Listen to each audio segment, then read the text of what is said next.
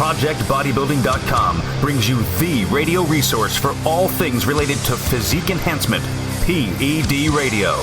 From training and nutrition to supplementation and chem, hosts Taylor Normando, Scott, and industry legend Ken Skip Hill welcome the top minds in bodybuilding to join in uncensored conversation covering all aspects related to extreme physical improvement.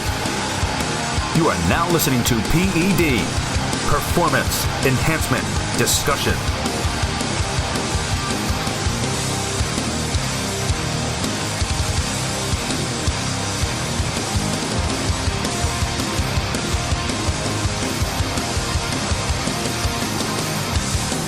And welcome back, everybody, to PED Radio. I am your host, Taylor Normando. You might hear my throat is not exactly in the best shape. I apologize for that. I'm here with Scott and Skip. We'll start with you, Scott. How was the holidays? It was good. It was the normal, pretty predictable. Same visits as every year, same food. Yeah. Same thing, but it was good.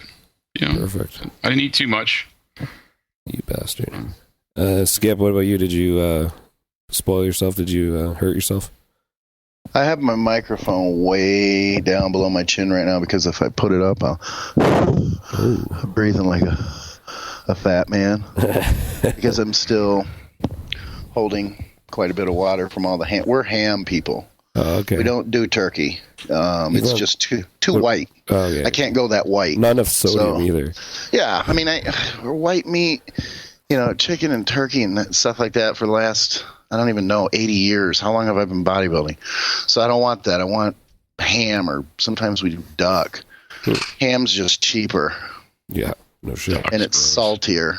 So duck was in, every now and then we get into our pretentious, the kids will be like, well, we want duck this year. Duck? You guys, what the fuck? We're eating ham. It's $7 for a fucking ham. And then when we're done, we can put it in a crock pot, put some peas in there, and you can eat for another 17 days. Yeah, no shit. And seriously, it's in the crock pot. I can smell it from here. It actually smells pretty good. My wife made a really good turkey. It was a brined. You brined it, which is you coat it in sugar and kosher salt for 24 hours, in the refrigerator, and then you zap it for 30 minutes on almost like broil, and then you bake it slow for however many hours, 10 minutes per pound or something. Huh. So it was pretty moist turkey. Actually, and that doesn't usually happen. Moist turkey? It's rare. Yeah. And you can coat them, cake them, wrap them in bacon. Turn them upside down. It's still fucking turkey. You cook it a minute and a half too long, and it's leather. Yeah, no shit. Well, I took it out a little bit early because I had that feeling, because that always happens, the leather dry, and it was pretty good. She's a pretty good cook though, so she doesn't mess too much up. Well, that's good. I'm coming to your house next year then. Come on. Being that I am Canadian, we had our Thanksgiving in October, and one of the major differences is Thanksgiving doesn't really fucking matter here, to be honest. People get together, they have a dinner, but it's Christmas is like tenfold more important than Thanksgiving to us, so that's our big one. We had my wife's American, so we had a little mock Thanksgiving thing, but Christmas we do turkey and ham usually, so that's kind of our major holiday. Thanksgiving's just an excuse to eat pie and shit. Do y'all have a holiday like Thanksgiving? Thanksgiving is just not as important.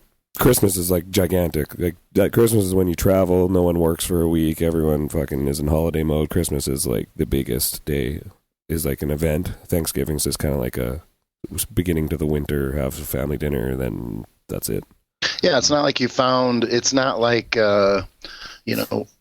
like someone arrived in Canada, stole the land from the Indians and claimed it as a holiday, right? Yeah. Thanks for giving us your country, fuckers. No problem. Yeah, exactly. And now they stole the land up there too. Yeah, but it took a while to get over here, I think. I don't know why it's not as big. It's just I never even knew it was that big in the States, to be honest, until I moved there. And everyone's like, Thanksgiving, like everyone's traveling and shit. I'm like, who the fuck cares? It's just, turkey dinner, settle down. But I need to understand real quick. I need a quick history lesson. Okay. Either you guys stole your land legitimately from someone like we do, or we gave it to you. Which one is it? I'm sure it's probably, I don't really know. I don't know fucking nothing, to be honest. I was a history minor. You want to know? Yeah, I do, actually. Seriously. Well, first of all, Canada was actually the first part of North America to be visited by anybody from over the pond. It was actually the Vikings made it up to, what is it? What's up on there on the top right? Nova Scotia. Prince Edward Island, Nova Scotia. All that was more north of that. And then the French, since they couldn't invade anyone, they invaded Canada. And but they actually is the only time the French ever won anything. Huh. They went into eastern Canada, and they beat up on the poor little the British, who then in the War of 1812 came back down and tried to take the capital, and we actually had to have the French help us defeat the British in the War of 1812, because we almost lost the country again. Yeah. People don't know that. Well, there you go. I'm over here on the Pacific Coast. So, what's your favorite state? State? Yeah. I don't know. That's tough. Everyone's got different. The ones that look the nicest visually sometimes have the shittiest people, and the ones that sometimes have the coolest this have the shittiest that. So it's hard to say. Have you been to Texas? No. I've had a layover there, so I looked out the window at the airport for 2 hours. Oh, that's right by my house. Yeah, I saw your house. You were naked in the window. I have my shirt off right now. Oh, that's weird. What's weirder is I do too. Holy fuck. Well, give me 2 seconds here, guys. Skip, turn the webcam back on. I know, right? I'm going to Skype you on my phone at the same time. With the lotion. So our Thanksgiving, I don't know if it actually is anything, or we're kind of just like, you guys have Thanksgiving, so we're going to have ours, but we're going to move it a month earlier. I don't know. Thanksgiving's cool. I mean, it's a 4-day weekend for most. Yeah. That's the major benefit. Here it starts hunting season, too. Yeah. Here it just starts Christmas season. Yeah, that's mainly what it is. It's the shopping season. Yeah. It's time to shop, so we'll eat a lot first, and then we'll go out and shop. Yeah, Black Friday's retarded. Oh, I know. That's crazy. I would never go out that day. That's funny you say that, though, because I said the same damn thing, but I saw a couple deals this year that I thought to myself, I would stand in line for an hour to get a voucher. Would you stab someone for it? That I might not do. Okay. But a 50-inch TV, LCD TV for my basement for the kids for $200. Yeah. I don't know. I mean, that's deep. I didn't do it, but I thought about it much more than I have in previous years. Yeah. The intentions were there. Yeah. I thought to myself, if I had nothing else to do and I was not eating like a glutton today, I might stand, and it was like 80 degrees, which in Colorado that never happens in November, so I pretty much covered myself with that. Wow. Mm-hmm. Yeah. No, didn't do it. Yeah, see, our shop, we've adopted Black Friday, but it's not like lineups out the door. There's just a big sale. But our shopping day is Boxing Day, which is the day after Christmas, the 26th. So that's our like wait in line stupid day. Yeah. Yeah. I mean, I left my my in-laws' place Thanksgiving at like, I don't know, 9 p.m. And I drove past a Walmart. I mean, it looked like Santa Anna's army was invading the Alamo. I mean, it was just packed with people. Camp tents and sleep in the back of their trucks and stuff. I'm like, fuck that. Yeah, I'd rather pay $200 to not fucking wait in line. I think I'd have rather gone to Ferguson and got the buy none, get 10 free sale on Air Jordans. Yeah, I saw a picture of a whole bunch of hooligans ride. They stole the Thomas the Train out of the mall, and they were all fucking riding the choo-choo train down the street. No shit. Yeah, it was the greatest picture I've ever seen. That is awesome. I need to see that. Yeah, that. All the rest of the footage and everything made me extremely angry, but that one picture, I'm like, now the riding, it all makes sense now. I can get behind at least that's funny. Yeah, exactly. All right, we're going to use this as a beautiful transition. Since everyone's fat right now, we're right in the holiday season. Everyone's all hammed out, turkeyed out, gravy for blood in their veins. We're going to discuss off-season leanness. It's a hot topic right now. Of course, back in the day, everyone used to do the old bulk and cut, get super overweight. That's not really in favor these days. We've touched on it quite a bit, just recommending staying a little bit leaner for multiple reasons, but we're going to go in depth. Let's basically, what are your guys' thoughts? Body fat levels in the off season, like your general. We'll tackle each topic kind of one at a time. But what's your just over thoughts of what you used to do, what you do now, how you came to that conclusion? I'll let you guys hash it out. Fire away, Skip. Oh God, there's so much here. Clearly, you always have to have the caveat that it's an individual deal. So I always tell people you have to get as many calories as you can to grow, yet to stay as lean as you can so that you don't put on the added weight. It's a health issue because, I'm old as shit. So after, look, when you're in your 20s and you're younger and you're growing, you don't really care. I get that. That's not me anymore. You get shingles, you get health shit coming off of shows or in the off season, and you start looking at it differently. So look, you don't need, in my opinion, the massive amount of calories. I consider it an old school approach where you just eat everything in sight to grow, and you can grow. I mean, clearly you can grow that way. But I don't see the benefit. I use the analogy of, and it's probably not a very good one, but it's the only one I can come up with. Stomping on the gas in your diesel truck where it takes, it shoves all the gas in there, but yet the engine can't handle it for a few seconds. If you would slowly put your foot or just slower, depress the gas, you probably wouldn't take off any quicker. It's a lot of the same thing. You can throw a bunch of shit at it, and you can bog your system down, and you can be going turds every 2 hours, and you can't bend over to tie your shoes. Or even worse, not turding at all and keeping it all in your stomach. Yeah, exactly. And I just speak for myself here, and and I'm kind of glad that I have this because I started to pick up in the last couple months. Okay, I'm getting ready for this off season that I'm going to be having for the DVD, the Tele Labs DVD. And my gear is real low, so I start throwing more calories. I'm growing. I like that. And I have to be careful because I'm starting to get too thick in the midsection. And it's not the sub-Q body fat. It's the visceral fat. It's where you're picking up more body fat, around your internal organs. There's not enough room or as much room, even as when I was real lean, to fill up on a meal. So then I start doing the heavier, the deeper breathing, that sort of thing. And it's just a reminder that just isn't the way to go. And there are other issues, in my case, I have back issues. So I can't deal with that big gut in the off season or a bigger gut because it leverages against my lower back. And then I'm more prone to have back problems or to, blow a disc again for the umpteenth time. Yes, sir. That's pretty something I'm pretty familiar with too, the back. But I kind of broke it down to decades. So I'm just thinking back when I read the question, in the 80s, and I was more of a powerlifter starting out, we discussed before, but and I think in the 80s, you kind of stayed more of the same diet-wise. It didn't really alter a lot by the season, and supplement use wasn't as high. So, and then we kind of got into the 90s and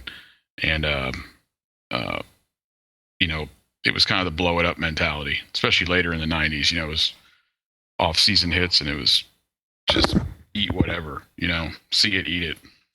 And I know myself, I got a lot bigger then than I probably should have. And what decade am I in? 2000s. I'm sorry. 2000s.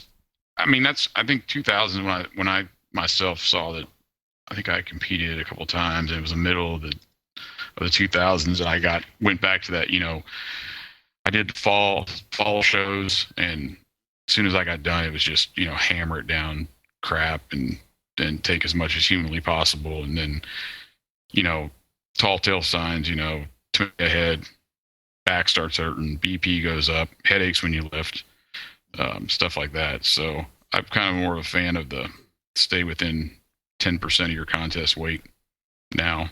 Yeah. I mean, if all possible, that might vary. If you're a light heavyweight moving up to heavyweight, or moving up classes and you're growing, you're younger or whatever, that might vary. But I just tell most guys, do the pants and shirt test. Yeah. If you're 240 and your pants don't fit and you're having to cut holes in your belt, that's probably not a good thing. And if your shirt's getting real tight and you're always pulling on the front of it, because it's sticking to you. The fat man disorder. Yeah. I mean, those right there can tell you a lot, along with tomato head. If you look like you're a Roma tomato all the time, that's probably not good. But, if you're putting on... Sorry, I was going to pose a question to you. As opposed to looking at excess fat gain as just an inconvenience for, basic reasons, like you said, blood pressure, stuff like that, like the negatives of being fat. Personally, a lot of people feel that the body responds better while lean to nutrients, drugs, everything. I know myself, now that I'm getting leaner, I get less drugs works fucking exponentially better than it did when I used to blast a bunch of crap when I was just fat and bloated. It seems like more stuff converts to estrogen. Do you feel that there's an actual advantage to being lean as opposed to just avoiding the disadvantages to being fat? Well, yeah. I mean, health-wise, of course, as we mentioned, but I mean, when your body fat gets higher too, your body, like your liver, has to filter more things. Well, also insulin resistance. I'm talking about right. nutrient use and you know what I mean. You can eat more when stay leaner as opposed to if you're fat. You got to be way more careful with your carbs. Do you find that? Yeah, and back to the liver part. Your liver filters your blood and things like estrogen and stuff like that. So all those things as you're getting poor filtration in your body is gonna inhibit a lot of other things like insulin resistance, and it all goes in a it's systematic. It goes in a circle.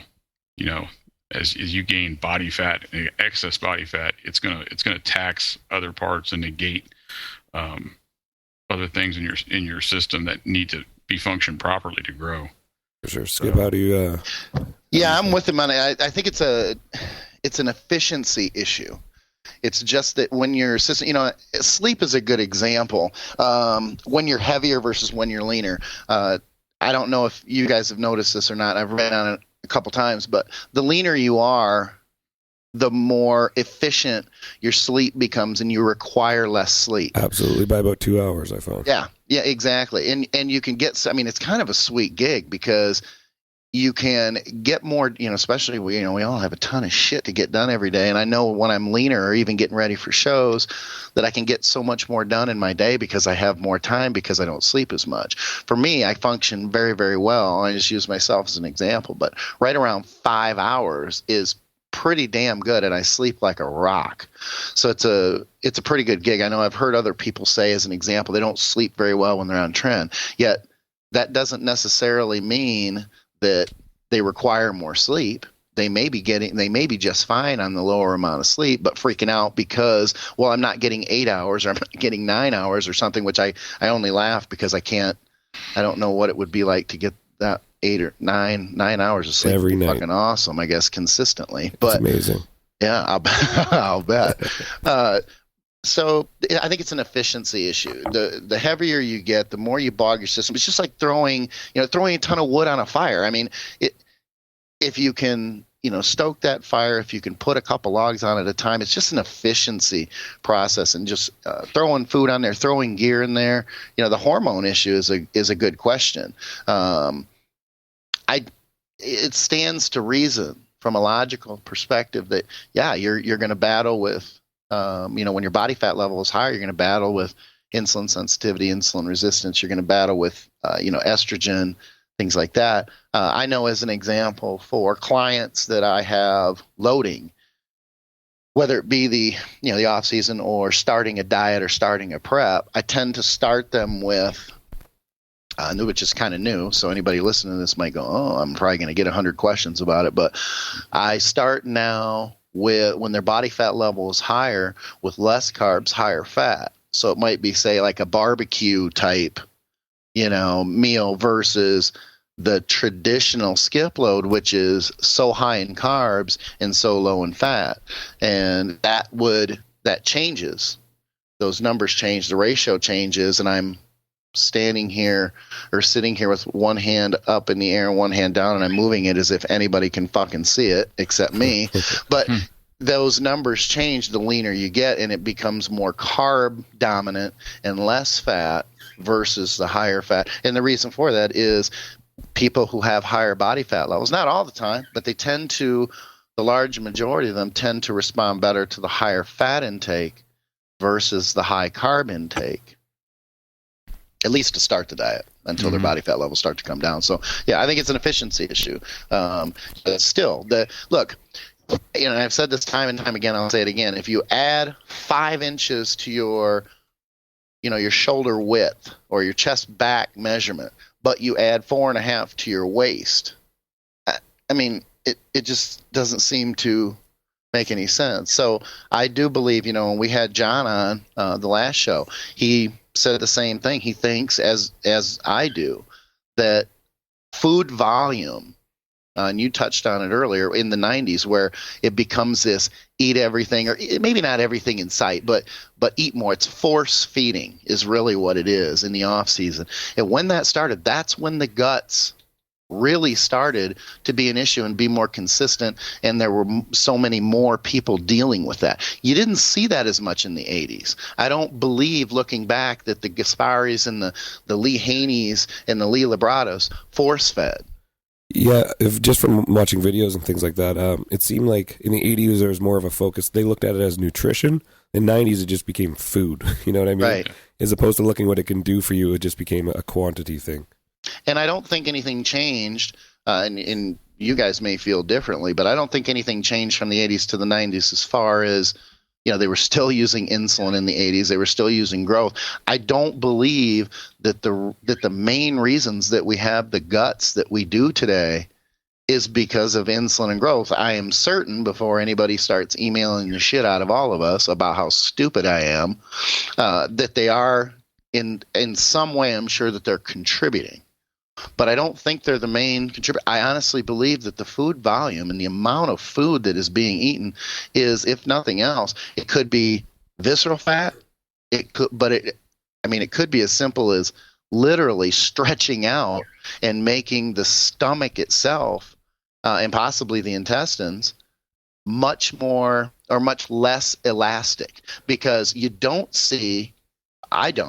don't see these gut issues with too many of the younger kids. You'll see it sometimes, but when you really start to see the guts is when you get later in the 30s, especially into the 40s, guys who've been training a long time, and you put it with that food volume. I'm telling you, I think that's the bigger issue. And I bring it up because it ruins. I think it ruins the look. That goes back to the 5 inches on your chest back and gaining 4.5 in your waist. I'm looking at this next offseason going, look, I don't want to just gain as much weight as I can. I want to keep my fucking waist down, because it's not going to be worth a damn. Yeah, most of the guys with the guts, if you look back, were also relatively well known as being the big eaters, right? It's no coincidence. Yeah, do you see it as, think about this too. Do you see the big guts in the bantams, the lightweights, in the middles, or the welters? They're trying to get as big as anybody else. So I'm not real sure why. Are they eating? Are they not eating like the bigger guys? I mean, there's a lot there. I'm not sure. You would think that they're eating, relatively speaking, they're eating just as big for their size as the bigger guys are. So why are the bigger guys dealing with the gut issues, but the younger guy, or not the younger guys, but the smaller guys, or the guys in the lower weight classes, don't seem to be doing that? You don't see big guts on lightweights or welters. Yeah, that would be an ugly sight. It would. Yeah. I mean, I've kind of seen some things firsthand that I would say would kind of go with both theories, but I know a few guys that and they were both heavyweights, so they were bigger guys, but when they mixed IGF-1 and insulin use with higher carb diets, the distension was pretty evident, and they also were unable to get rid of the distension even after discontinuing part of all that plan. And in men, you have the majority or a lot of your IGF receptors are in your intestines. So, the combination of high carbohydrates, high calorie, high carbohydrate diet with either be a GH-lin or in this case, both of them were using IGF-1 also, and the distension was bad. I mean, it was basically irreversible. It never went away. And that was extremely popular in the late 90s, early 2000s. This was well, right? early 2000s, yeah. But IGF-1, it was kind of hit in the mid-90s and skyrocketed, right? It's still pretty popular. Yeah, not honestly, not nearly. With all the other peptides, I mean, IGF is not mentioned as often with the guys my age and stuff. I don't hear a lot of people ever talk about it. I think I'm with you on that too. I think that they are popular, and I think that they're popular, far more popular for people who simply just don't have access to growth. Because I think that most people, especially the older bodybuilders, powerlifters, they're going to end up going with GH. They know it works. As an example, if I get 100 clients come to me, let's say competitors even, 100 competitors come to me, I probably won't have 3 or 5 who ask me about peptides, or they want to use them, or gee, why can't we? Why don't you believe in them? Why don't you think they're great? That sort of thing. Versus the everyday 25-year-old, it's like 80%. They for whatever reason think, and maybe I'm off. Maybe there are other people out there. Maybe you guys think peptides are great. I'm just not a big fan of them. I think if I couldn't get my hands on growth, I would probably use them. And I wanted to come back. I wanted to ask a question before I forget. I wonder, or pose a question. I wonder if the guys that you saw using the growth and the insulin and the IGF would have had the same issues had they not had or not been using the higher carbohydrate diet along with the IGF. It would be. I can tell you this. The only difference in what they did between not being distended before and then was prior to that, neither one of them had used insulin. They had used IGF, they had used GH together, they had used high carbohydrates, but when they both introduced insulin, and the dosing of the other peptides was not any higher. And that, are they older or younger? Just for another variable. At the time of the distension, early 30s, 30. Okay. See, one thing I hear, I know some people feel that intaking fat while on insulin isn't a big deal. I know that's relatively common, but it's also they consider it kind of like bro science that it would be. But if you look at someone like Milos, who pretty much based his entire fucking career off insulin use, and he was extremely anti-fat while on insulin, and the man had a tiny waist. I know tons of guys who use insulin 5 days a week, have zero waste, and they're all low-fat guys. So I personally, just from my experience and who I've seen and listened to, I do feel that intaking fat while on insulin is probably not the greatest idea. I wonder if, and I've also heard that, it can store the visceral fat that way a little bit. I know some people say that's bullshit, bro science, but in my experience, the guys who do the low-fat diets with the insulin don't get guts, from what I've seen. See, and the fat's slowing down the carbohydrate source too, though. So it may not just be. A combination of the two. Yeah, it may not just be because it's fat. It just may be because of the combination of. Yeah. Well, that's what I'm saying. I'm saying I've seen insulin use with low-fat diets be. Well, I shouldn't say that it's never, but I know a lot of people who use it with success, and they never get any distension or any waist growth or anything, right? In my experience, I don't know, but I know there's probably some people who load carbs. I mean, if you go extreme, we're talking a different story, but. We were talking about bringing on a guy, I won't mention the name, but bringing on a guy for an interview that I worked with years ago when he first started, and he's now up there threatening for a card, at national level, and he's a good example of your typical balls out, late 20s kind of bodybuilder with a tiny waist using plenty of insulin, plenty of growth. I would guess that he may not be big on IGF, but I would imagine he at some point has used it or experimented with it. Whether he uses it now, I don't know. So I think what's troubling is you got a lot of people from John and us, and when I say John Meadows, he's gotten to the point where you don't have to say the last name, kind of like, Prince. Arnold or but you have all these people talking, and I know I've spoken with Justin Harris years ago, and of course Dante Trudell, and Scott Stevenson. A lot of these guys are incredibly intelligent. I'm the dumbass of the group, and we still can't seem to figure out or definitively put your finger on what it is that causes it, that causes the big, is everything playing a part? Probably, but we all have, different ideas. I know, Dante does not agree with myself and John that it's a food volume. He may feel that it plays a part, but he doesn't feel that it's the main. There has to be a genetic component to some sort of elasticity as well, you'd think. Mm-hmm. Yeah. I think it has a lot. You go back to the IGF receptors. A lot of it, I think, some of it has to do with the amount of IGF receptors the individual male has in their intestines too. That could play a factor. And when you say food volume, I would say definitely food volume could play a role, especially if it's if the food volume is a high carbohydrate complex type diet too.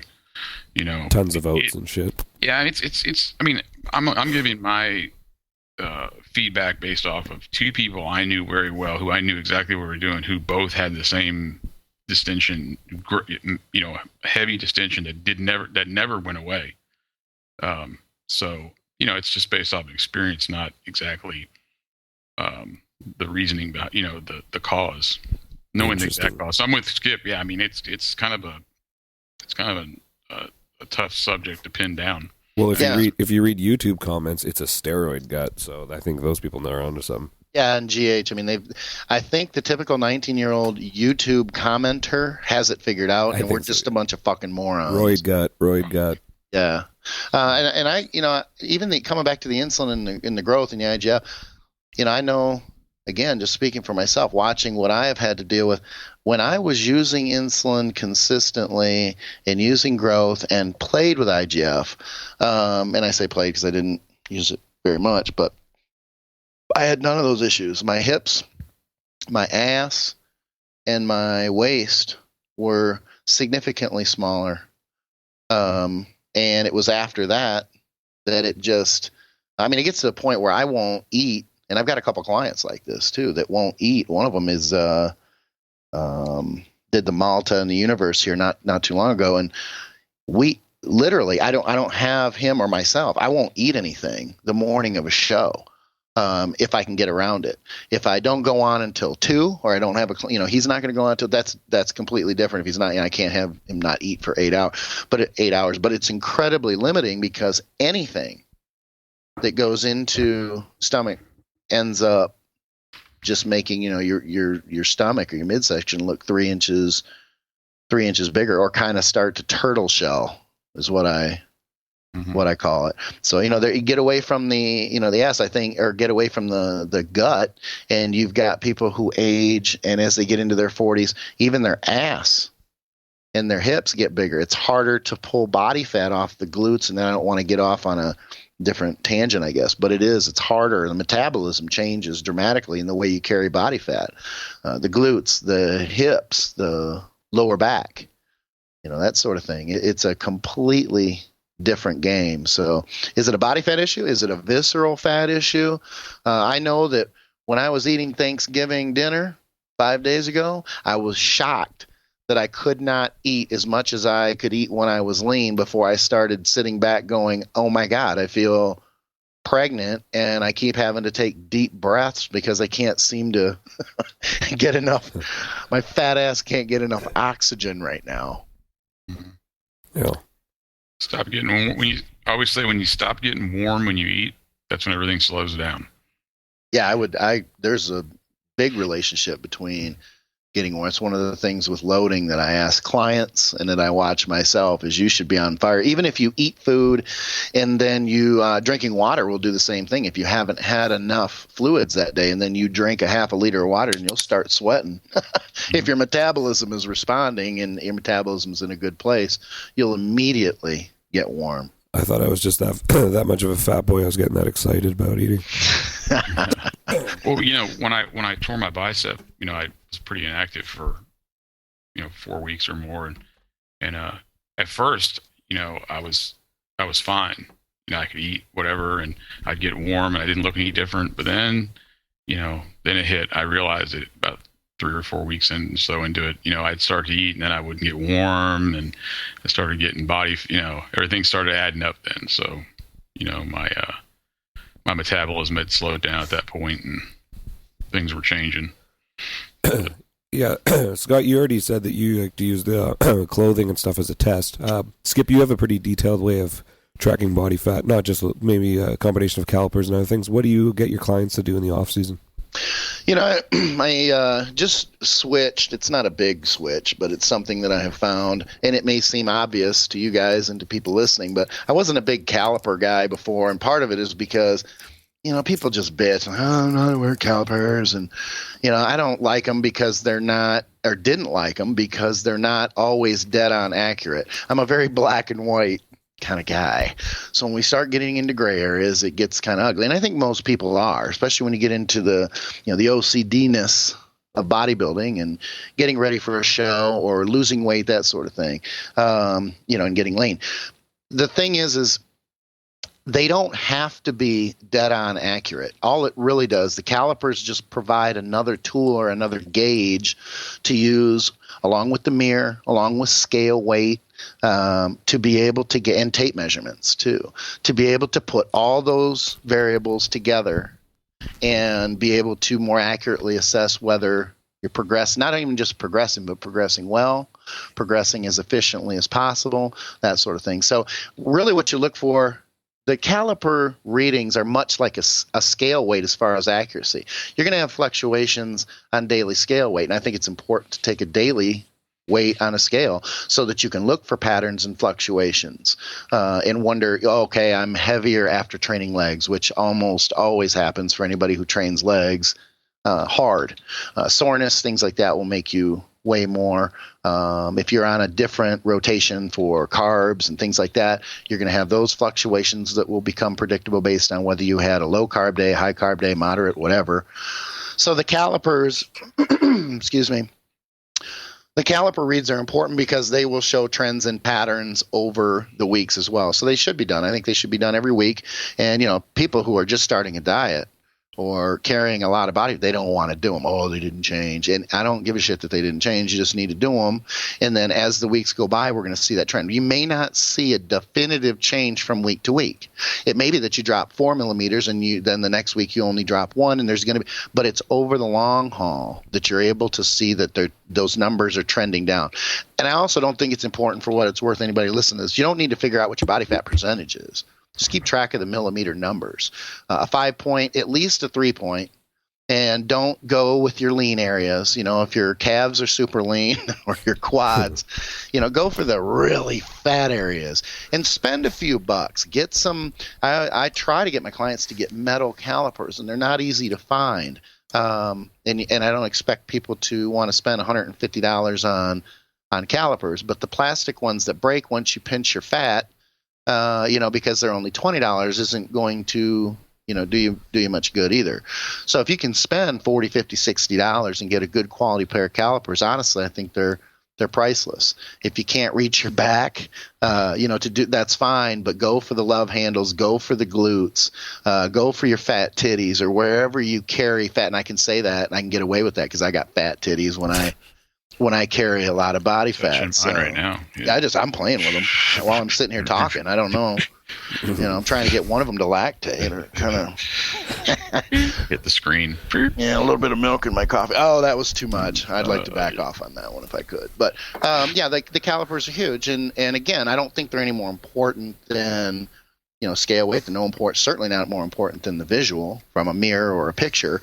But you have to put everything together and be able to. Tape measurements are big too because, excuse me, just to see whether you're gaining weight, whether, if you gain, you're in a gain cycle and you gain, a half inch on your arm, but you gained, 15 pounds on the scale, and your caliper reads go up, 9 millimeters, you can't give yourself too much credit. But if you put all that stuff together and you've gained, 5 pounds or 6 pounds of scale weight, your millimeter caliper numbers are close to the same, but your tape measurement goes up a 1/4 inch or even better would be, a 1/2 inch or something like that. Yeah, you got some good gain going on there. Mm-hmm. For sure. Yeah, I use the same methods. People, caliper is probably the lowest in the priority chain. Tape measure for me is probably the most important one. So I never do that. I probably should. And weight, like what Skip said. I mean, I know my weight can vary 5 pounds in 6 pounds in a day. I mean, it's all over the place sometimes. So, and then it sometimes doesn't drop at all, depending on when. So, I think the tape measure is a pretty good indicator. Yeah, for sure. Iron Mag Research provides top-of-the-line liquid research chemicals. All chemicals have been verified using mass spectrometry, HPLC testing, and COAs. All IMR research chemicals are clean and pure. There are several things you can count on when you order from Iron Mag Research. Iron Mag Research does not sell any product until we review the testing reports on every single batch. No hit or miss research. We guarantee the highest purity every time. These are the absolute finest research chemicals, period. Products are all in large 60 milliliter glass sealed bottles with a dropper. Products are shipped USPS priority mail. Guaranteed rush shipping is available for a small fee. Iron Mag Research ships to the USA, Canada, Australia, and New Zealand. Expert customer support is available 7 days a week. You can expect the highest quality and most reliable research chemicals with superb customer service from Iron Mag Research. When you order, use the coupon code PBB15 and get 15% off your order. That's PBB15 and get 15% off. Visit us online at ironmagresearch.com.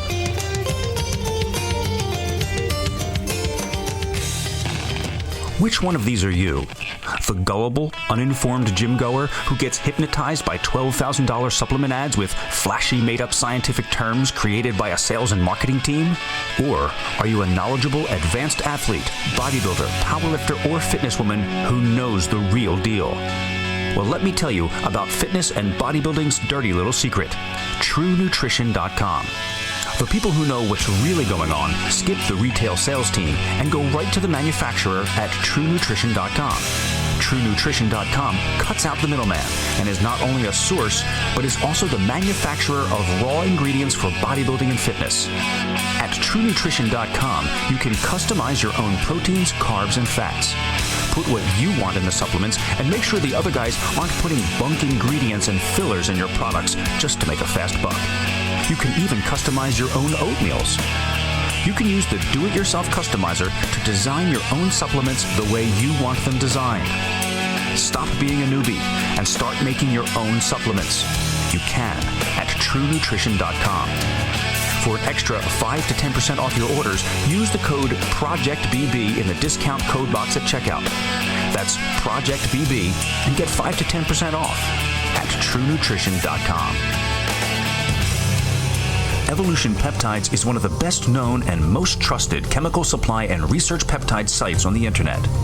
Check out Evolution Peptides for yourself. They're an American-made company and stock many of the most popular products, from melanotan 2 to GHRP2, as well as all the great research chems. Evolution has spent years developing strong supplements, dependability, a huge selection, and quick delivery.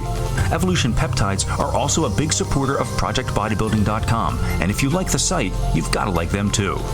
In the world of peptides, Evolution has everything you need. Check them out at evolutionpeptides.com. Iron Mag Labs is the creator of the most hardcore bodybuilding supplements on the market. Makers of the original formula Super DMZ and now Super DMZ 3.0, Iron Mag Labs brings you the strongest legal pro hormones on the market. Also available are Epitren, Halo Extreme, Epistane, and Asta RX.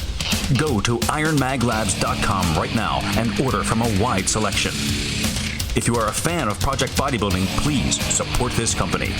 IronMagLabs.com, the most hardcore bodybuilding supplements on the market. Period. How different body types might have different areas you want to keep them in. Now, of course, naturally, you possibly think that someone asking this would be referring to, people who naturally stay lean should stay leaner, people naturally stay fat, they're going to stay fatter. But I've also heard people suggest that people who tend endomorphic guys who hold a bit more fat should actually make an effort to stay leaner just because hormonally they're going to be better off, and also it's going to be easier for them to diet when it comes time to diet, while a guy with a fast metabolism can actually stuff himself and gain a little bit of fat because it's going to come right back off. We'll start with you, Skip. How do you feel about that? Is there any, do you have any different sort of goal zones depending on body type, or do you just... Yeah, some types are weird because they, one of my buddies who writes with me at Elite FTS wrote a good article on somatotypes because they really aren't used for what they were intended to be used for to begin with. But they are a good gauge and a good way to label,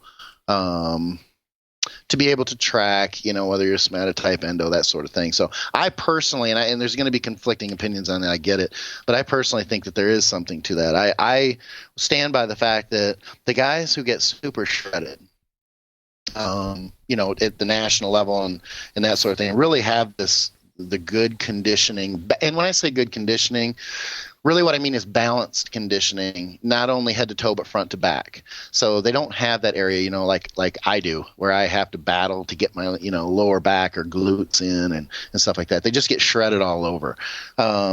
Those guys almost always, 90% of the time, are relatively lean in the off season. They have fast metabolisms. They're your ecto, meso-ecto is what I like to call them. And it's probably a pretty equal with very, much less tendency towards the endo side.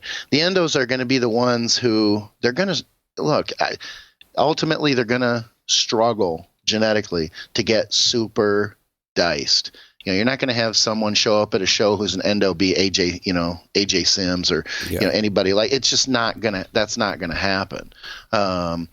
They can still get into incredible condition. Don't get me wrong, but I think one of the biggest issues with competitors these days is everyone is under this gross misconception. And you know what? Maybe prep guys feed it. I don't know. But they're under this huge misconception that if they just get the right diet or they work with the right guy or they work hard enough, they're going to have, and this is the constant thing that almost every prep guy is approached with, they just want shredded glutes. They just want shredded glutes. And you can be in incredible condition and not have shredded glutes. There's a genetic component there, and it's tough. You really have to be, a lot of times, you got to lean towards that ecto side to really get that ridiculously thin skin. So, I think I'm thinking of people like, at the pro level that people can relate to. And the only person that stands out the most obvious is like a Victor Martinez. He's not going to get that, or he never has. Let's put it that way. He was close once. Yeah. He has more of that thicker, that thicker skin. He looks better and looked better during the full days of pro bodybuilding, where, a handful of years ago, where you had to show up looking like someone put an air hose in you, where the conditioning wasn't, they weren't erring on the side of just being ridiculously dry. It was during the time where nationals bodybuilding conditioning was just blowing away the pro. It's like once you turn pro, you had to change your conditioning or pull it back and go for more fullness, that sort of thing. It was right around the time that I think that Phil started winning the O, that sort of thing, 09, 10, in that area. But anyway, I think that someone like him, who's clearly genetically gifted, would have to struggle a lot more and potentially could not get into the condition that someone like a Phil, or I'm trying to think of someone else up there that God, I hate using pros as an example, but everybody knows them. Yeah, that's a much better example. Exactly. And those are two fine examples of two bodybuilders who are genetically gifted, but in a little bit different ways, especially when it comes to conditioning. People I think most bodybuilders accept the genetic component of getting big and getting muscular and, muscular shape bone structure, but they struggle with it a lot more in accepting that there's a genetic component to conditioning. Yeah, I just a little note. I am all for people having to be in obviously extreme condition. I don't like the obsession with you have to have ultra dry glutes or you're not even looked at as a bodybuilder. Right. I think that's kind of stupid because, like you said, there's so many guys who have so many gifts in other areas that they have to sacrifice their gifts. Like, say they just have an insane physique, full muscles, and they have to pretty much starve away. Like, say they hold extra fat on their ass. Like, just like you said, they can be ripped everywhere else. Now they have to diet an extra 15 pounds off. Half of it comes off all their muscles just to get that ass in. Exactly. Or they end up flat or wiry or stringy. Just to get the ass. So they have to keep dieting. And meanwhile, their strong points are withering away just so they can get the elusive, fucking cheese grater ass. It's just a bit of a strange obsession with my... Oh, and, the genetic component is very clear when you get into what you see in the Egypt, or what are they called, Egyptian? I don't know. Eastern, we'll just yeah, I'm not good for this. I'm trying to be PC here, but, and the guys from Turkey, there's a couple shots, and I can think I've used them on my Facebook page before to show and try to show people, look, you can talk about this being a diet, but when you get glutes that look like that, the underlying muscle has to have Kai's outer quad is a good example. Flex Lewis's glutes, they look like they have like 1-inch divots, even though he can have a softer, like his upper body doesn't even look that dry. Right. Yeah. They're and that's the genetic component that I think as a prep guy and a nutritionist, I like to, I want to make sure that people know and start to accept that a little bit more than what they do, because you can't approach. And I think the part that I was talking about with the prep guys feeding it, they may not consciously feed it, but I think that it's a sales tool as well. It is. I mean, look, I try not to do it. I admit it. But I think that it's easy to get caught up, and I think a lot of prep guys do. And even just guys who aren't prep guys, just, nutritious people helping out people. They're not going to put the clients that get the average results, they're not going to post those pictures as much. They're going to put the ones out there that are freaky. And then I think what happens is you start to see the prep guys with the good reputations that have been around for a long time, and you start to assume that every client that they put out, that they're able to work this, miracle with. If I've got a guy, great guy, who, we routinely pull 80 plus pounds off every fucking prep. Jesus. Yeah. And, the before and after is retarded. It's ridiculous. Oh, I know. You're talking about Ken? Yeah. He's great a guy. freak. Yeah. Until this last prep. Yeah. And it just, you just run out of time. It doesn't always go the way, when you're pulling 80 pounds or 85 or 87, I can't remember what it was. But we came up a little bit short this last time. And in the end, that may be a blessing for him, because it tells him, or hopefully, that, look, we can't get away with this all the time. I'm good at what I do. We've done this before. We've done it a few times, but this time we came up short. It's just too much weight. We didn't do anything any different. Yeah. And yet it didn't. So, there is this huge component. You got the responsibility of the client to know, or should know, going in, that there's always a genetic component, whether it's gaining the muscle, like people have come to accept, or getting shredded too. And I think too many people are really looking at it these days as they don't want to be in their best condition that they can possibly be in. Yeah. They want to show up with no skin and destroy everybody. And you got to focus on your strengths, right? Yeah. And some people just don't have that. I hate to say it, but I'm just being honest. Some people they're not going to have that opportunity. More people would be happier, I think. To get this in, more people would be, I think, happier with their effort and what they've done if they were able to walk away after giving 100%, being in their best condition, and say, okay, it's an evolutionary process. I'm going to get even tighter as I go. Drugs are important too, because you got natural guys who haven't touched drugs. And you know what? I'm going to throw this out here. There's a guy right now working with Matt Porter, who I worked with a handful of years ago, that was natural. And I'm not going to mention any names out of respect for him and what he's doing or not doing. I won't either then. Yeah, and I'm pretty sure you guys will know who I'm talking about. But nonetheless, great guy, very intelligent, hard-working son of a bitch. But got him into the best condition we could for his first show, and it was mediocre, but he was natural and day and night. And seeing him now after, I'm guessing it's been 3 years maybe 2 or 3 years. But now, obviously enhanced, the conditioning is night and day. That doesn't mean that natural competitors can't get into awesome shape. What it means is usually. Sure. And what you do is what I thought I had then as a classic endo. You can take that conditioning further when, number one, you have a shitload more muscle, and you're using other things then at that point to get you into better condition. When you're natural, clearly your options are limited, and you can get super lean. And some guys, they have a genetic component where they can get shredded and they're natural. That's great, but that's the exception to the rule. Yeah. Drugs definitely will get you leaner, more people leaner and harder in the end, and have you holding more muscle when you go to dry out. You can torture them a bit more, right? I know, sure. Like myself, I'm definitely endomorphic on that scale at least.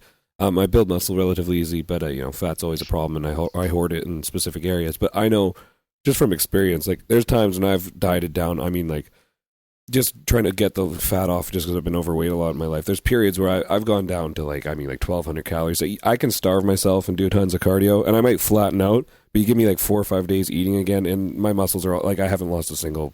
Like right. No, my muscle just doesn't go anywhere unless I'm like take shitloads of T3 or something. Especially if I'm on a decent cycle. So endos, especially when you're on stuff, a lot of them, like you can pretty much torture them, and the muscle they'll flatten out, but it can come back. Right. Would you recommend? Do you intentionally try to keep endomorphic guys sort of like keep them on a tighter leash in the off season? Because, like, say if someone does have a fast metabolism, obviously it's going to be harder for them to get fat, but they still might manage to, but it's going to come off easier. So do you think endo should really focus harder on keeping it off just for that reason of, like, the love handles and shit like that? They should, but then what you get into too is sometimes these endos don't grow very well when you're limiting their calories too.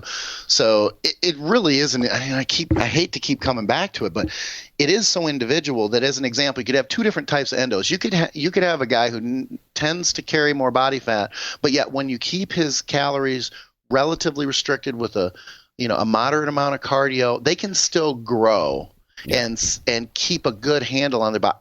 Others can't.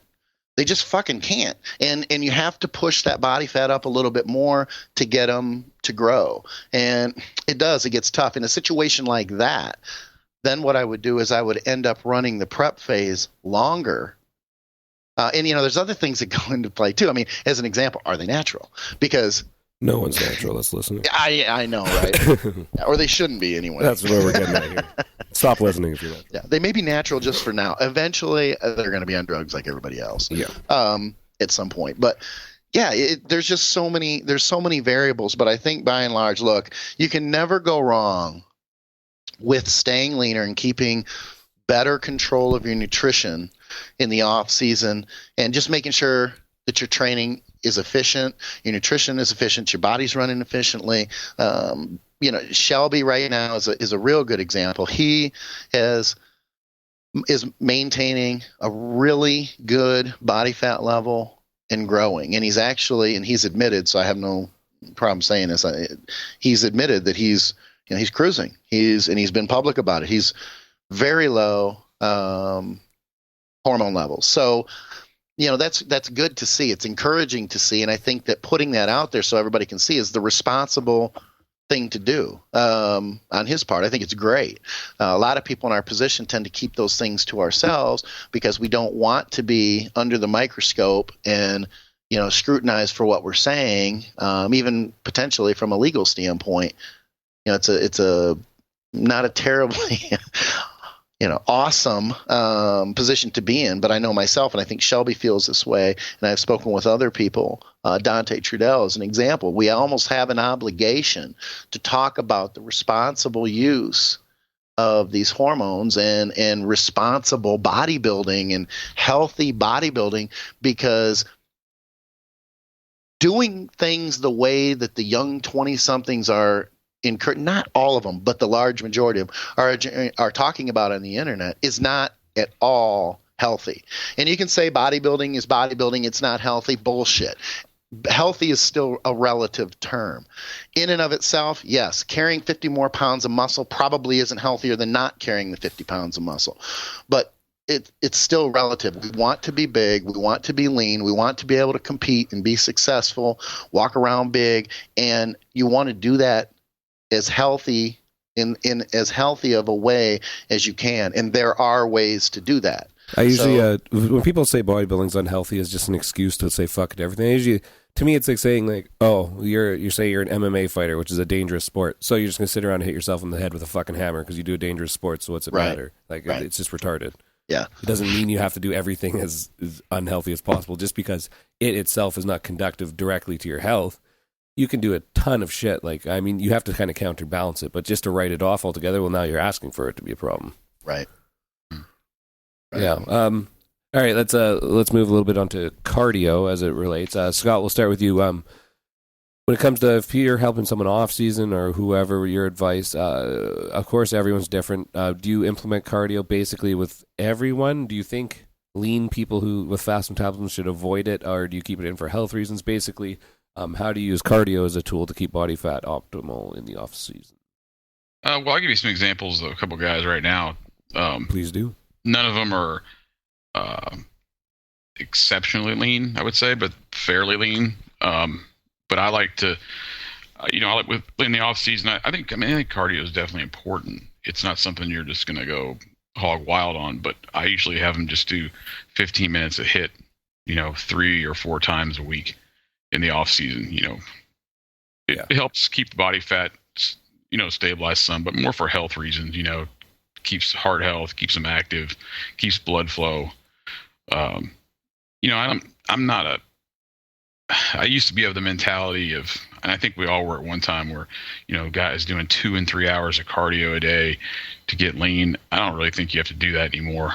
There are some cases where people do that are, especially ones that have held a lot of stubborn fat for a long time and they're having trouble getting rid of some really tough trouble areas, lower ab areas and stuff. But I'm more of the hit stuff, get in and out. I like I actually like them to use the bike and 20 seconds of just balls to the wall, and then 45 seconds of nice and easy, and then repeat. Yeah, that's what I'm doing right now, but not on a bike, just on the elliptical.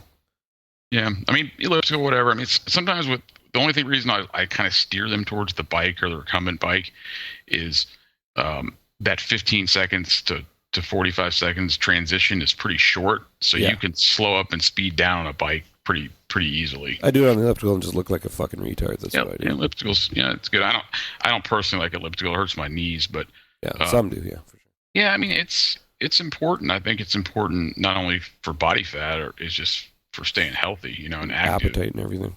Yeah, I mean, it functions in a lot of different ways. I prefer they do it when they train, before or after, in the off season. But some guys, one of the reasons I don't like them doing on their off days is because half the time they get in there to do their cardio on an off day and they end up dicking around training, and they shouldn't. Not resting.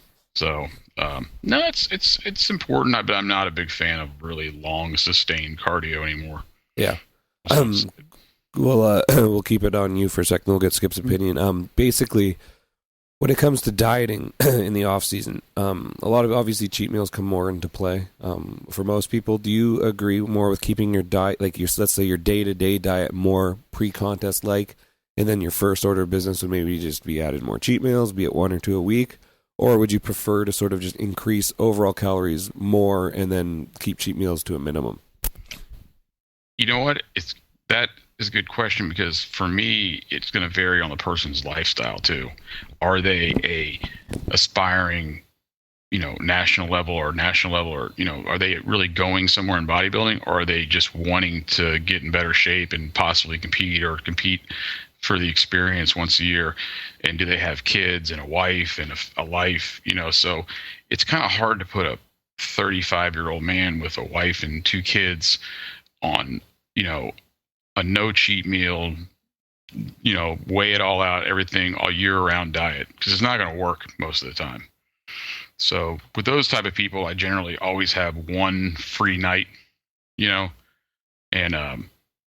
allow them to cut it. What I'll do is I'll have them cut out like 2 of the last meals and sub it in with depending on their body type and how they look, sometimes it'll just be, hamburger, fries, a small dessert or something. Now, if they're really lean, it's pretty much go do whatever the hell you want, because there's got to be some sanity in the equation. Yeah, because not everybody's going to be Phil Heath and is single and gets to sleep 12 hours a day. No, that attitude they won't. Mm-hmm. So, it really depends on the person and how they look. So yeah, if someone's more adamant at wanting to say, oh hey shit, like I really want to go out for dinner with my wife 3 nights a week, you'll probably lower their calories otherwise and then make account lifestyle reasons for cheat meals, as opposed to if someone's straight up like, I want to progress the most possible, you'll probably look at it more of a just bumping overall calories and keeping cheat meals down a bit. Yeah, and then I have a term that I call paying your taxes. If you step out of line and you go out and you go fuck it up, you better have your ass on that bike or that treadmill the next day. I usually do a day of taxes. Like 0 carbs and just try to like get some water off if I feel super guilty about a cheat meal, if I take it to the next level. Yeah, pay your taxes. I mean, in a way, it's somewhat calories in, calories out. If it's the night before, it's not the impact of it's not as as much. But to me, it's almost like a mental thing. It's like, okay, if they're contemplating screwing up, they know they got to go and spend all that time. I get them on the step mill, tell them put on level 10 for like 45 minutes. They'll think twice again about going out and tearing it up. Or they'll fire you and hire like Lane Norton, who tells them they don't have to do anything like that. Fine. I got a regular job. So, that's the old military mentality. Fuck up. Yeah, I agree with you. Got to make them suffer a bit. All right, Skip. What you on the cheat meal to overall calorie balance? What sort of where do you stand? How do you tackle it? Well, that's funny. It just made me think. Yeah, until this IIFYM thing came, we actually, the rest of us, we all did really, really serious strict dieting. Now that that's all there and all these other prep guys are available, now we have to give everybody all these cheats and stuff so we can actually still make a living. Yeah, exactly. And when I laughed, I got to be clear. I'm not laughing at Lane. I like Lane. I have a lot of respect for the guy. I think it's just funny how it came out. You could have said anybody and I would have laughed just as hard. Anyway, you got to give me the fucking question again. All right, basically, I was too busy laughing. Yeah, okay, here we go. Say you're in the off season, so obviously, they're not contest dieting anymore. Is your first move or how would you approach it increasing overall calories as in mostly from their meals, so generally just higher carbs, higher everything. But not really, maybe have one cheat meal a week or whatever, limit the cheat meals a little bit, but just overall calories? Or do you keep the day-to-day diets more similar to a contest, maybe, bump it up a little bit, but start the off-season by sort of incorporating more cheat meals? And how would you address who gets what? Kind of like, how would you approach it? I think, that's why he was differentiating them between competitors. That makes sense. Because I missed the whole question, the real what he looks for. I was on my phone. I really wasn't fucking paying attention to you guys. Yeah, anyway, now, if it's going to be a competitor, diet comes first. The regular diet comes first. I don't try to incorporate, and I get this question a lot actually about skip loading. So skip loading or cheats, I'm not going to use those to manipulate gain. I'm not going to use them first as an important, or major variable to control the progress, be it dieting or in the off season. The main diet, the core of the diet, is what I'm going to use to manipulate gains, things like that. And because we're talking about the off season, I would make those changes to the regular diet first.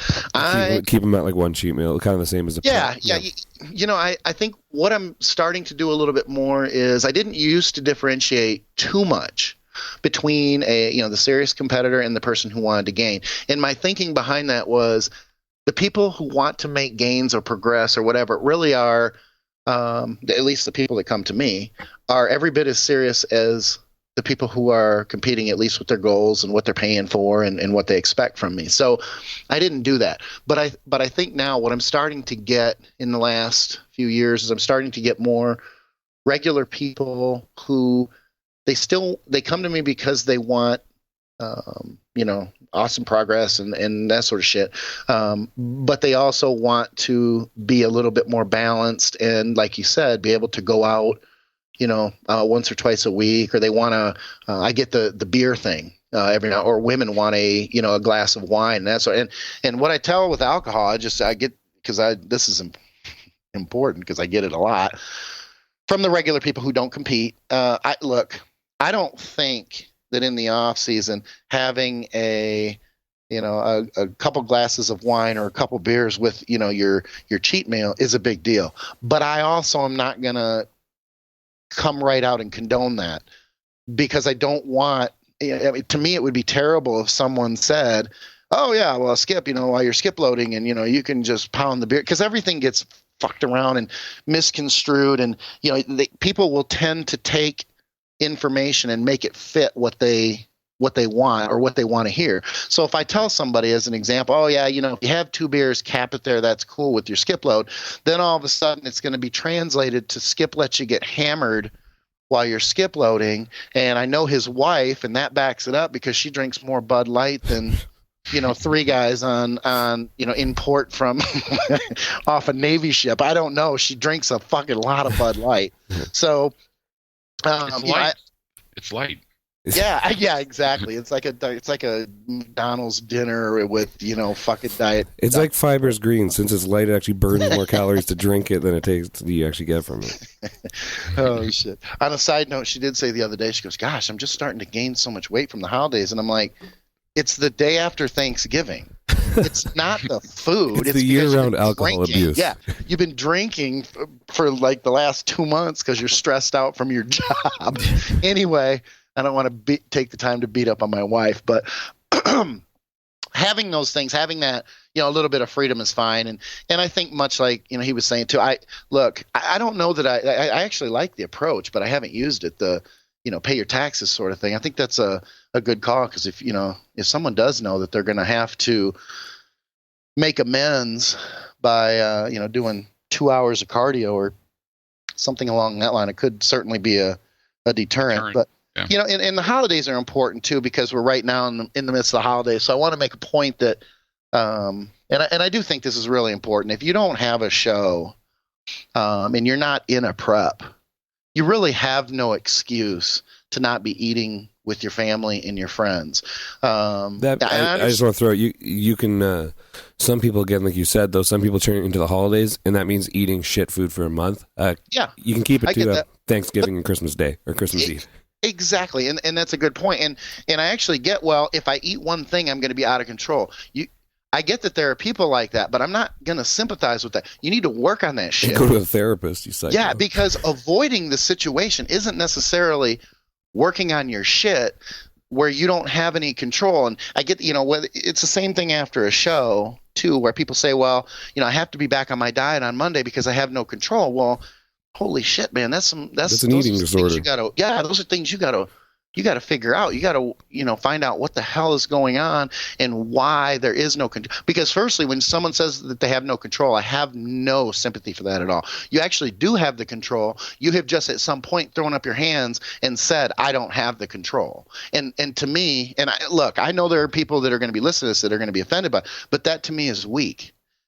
You do have the control. You have to pick up the fucking food, put it in your hand, and then shove it in your face. So there is some control there. You're just conceding that control by basically saying, oh, no, I don't have any, and saying, I need this plan. I got to do this. There's always moderation, and that's the holidays, and, it's the 3 Fs. I write about it every year. Family, friends, and food.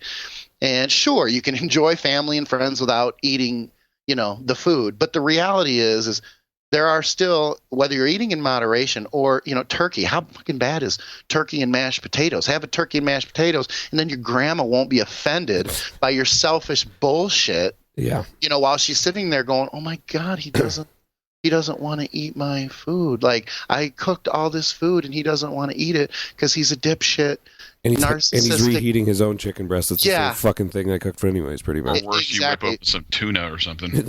Yeah, but that's been weighed out. That's, they have that portion. Yeah. I mean, on the holiday topic, I mean, absolutely. Like, I almost think it's more of a, like, you can eat within moderation. If you really want to be strict, or you can stuff yourself. Who gives a shit? I mean, if you have a close family, like for myself, like I think of Christmas and sitting down Christmas dinner right now, and I get like excited just thinking about it. Sure. Not just the food. I just mean like the whole, the whole fucking thing, right? Well, it's memories, and this is the selfish part, because it may not be important. It might be more important that you eat your chicken breast and dry potato, but you're sucking that away from the person who's preparing the food or wants you there, and you're acting shitty because you didn't want to be there because the gym is closed today. What the fuck is that all about? I mean, it's just almost, seriously, it's almost funny when you think about it, and pathetic is another. I swore in my own head today when I saw that the gym was closed the 25th, 26th. I'm like, what the fuck am I going to do on those days? So I feel like you're talking to me. The moral of the story is don't show up to Thanksgiving or Christmas with plastic containers. No, then you're an asshole. Right. You know what I usually tell people to do? Like, if you're really that worried about it, and what I kind of do myself, deplete for a few days, lower your carbs for a few days, do a bit of extra cardio, and like you're fucking loading for a show, then fucking pig out, enjoy yourself. And there's nothing wrong with that. That's a fine example of how, if you still are struggling with it, that you can make room for it. In a sense, or pick up afterwards, like you say, to hit it hard the next few days after that. Another thing that it does is the holidays should do for the meathead narcissistic bodybuilder figure. I can't leave out the girls, because the girls are just as bad, if not worse, than the guys. The guy bodybuilders, I don't know about the physique guys. I'm not sure. They're somewhere in the middle, but it was a subtle cheap shot. But the psychological break. When you are away, even for a couple days, especially for someone who is so regimented and so structured and so consistent, it's going to essentially throw gas on a fire when it comes to your motivation. So when the holidays are done, what you're supposed to do, instead of just bitching about all the new people trying to get into the gym after the new year, and making it sound like you're so superior and you're on a different plane than everybody else who's in the gym. I'm just going to go off on this tangent for a minute. You could actually use that to your benefit, and it can, feed your motivation for the first of the year, just like it does the regular people of the world. It's not a bad thing because everybody thinks like that after the first of the year. You can use that to your benefit too, to kill it in the gym because you're done with the holidays. Yeah, or as a reward for killing it the whole year, depends what you can. Yeah, I agree. Yep. Well, and there's the polar opposite person too, which I've dealt with people like that. I'm sure Skip has. I mean, I've had people that I had a guy, I swear, could eat tilapia and asparagus 6 times a day the whole year. That's all he did not want to eat anything, outside of, a diet, set diet format. And I used to have to make him go eat stuff, and he didn't want to eat it. And he was naturally lean. He's pretty good size, but it came down to a holiday one time. He was going to he had just gotten married to his in-laws, and he was going to haul his plastic containers and all this shit over there. And I rode him pretty hard, and I said, you go over there and you eat what they've got. Yeah. And sure enough, it worked out as a positive, because he went over there and ate a bunch of, turkey and mashed potatoes and desserts and stuff. And he said, man, I've never looked this good. Mm-hmm. And I said, that was my point was, you can't sit there 365 days a year eating the same exact thing over and over. No, it's not to your benefit from not only a visual, but even metabolically. It's just not a good idea. I mean, you could talk about your health and the fact that, the same foods over and over. I mean, I try to get people to have some variety, and it's difficult to have variety in a bodybuilding diet, especially when you're preparing for a show or on a really strict diet. I get that. But even in loading and in your refeeds and stuff, that's why I tell people, or try to encourage people, don't eat candy bars and chips.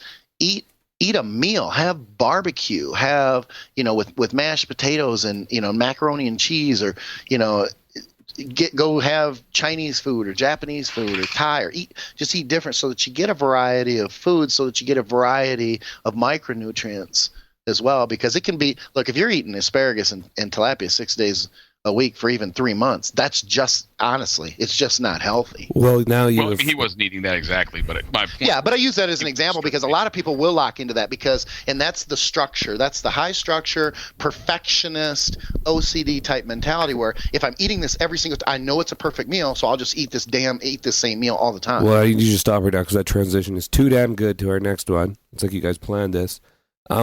Avoiding traps like eating too few calories of people who fear fat gain.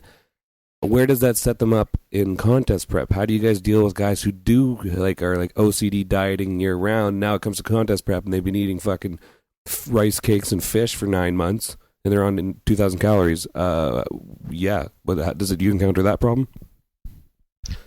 I mean, most of the guys, the ones that have been with me long term that compete, I feed them completely. If they have, let me step back. Some of them aren't the most versatile eaters in the world, so you have to put that in the equation.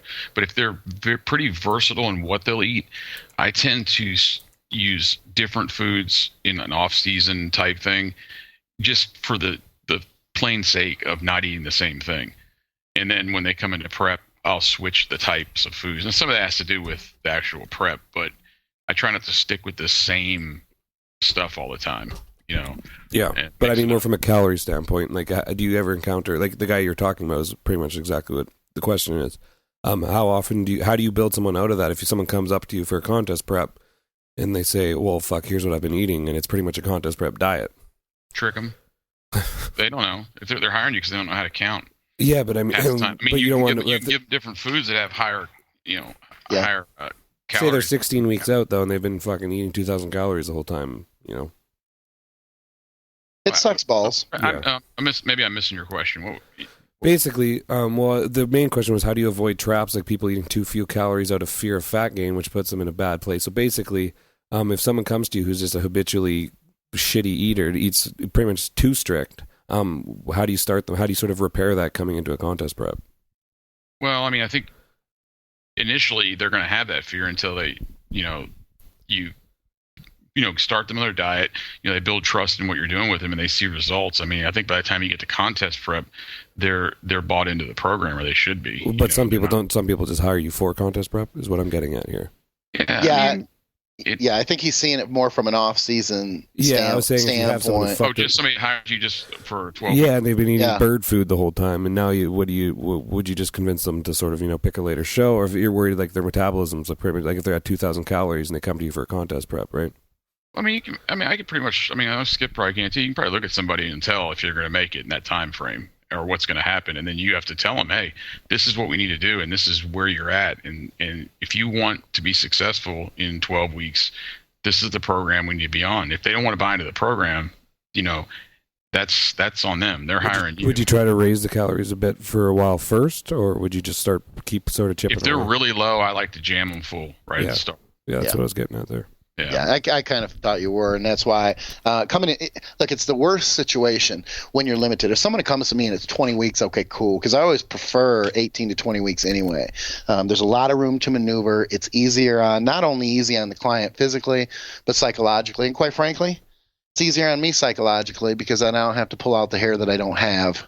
If it's if we're racing the clock, there's nothing worse than going to the 11th hour with a client who came to you late and says, look, cool, I want to work with you, but if you don't do it in this time frame, I'm going somewhere else anyway. And it is tempting to kind of push them off, and sometimes that happens, and say, look, I'm not comfortable with it, especially if their diet is already to a point where you don't feel that the calories are high enough, and then it comes down to their condition.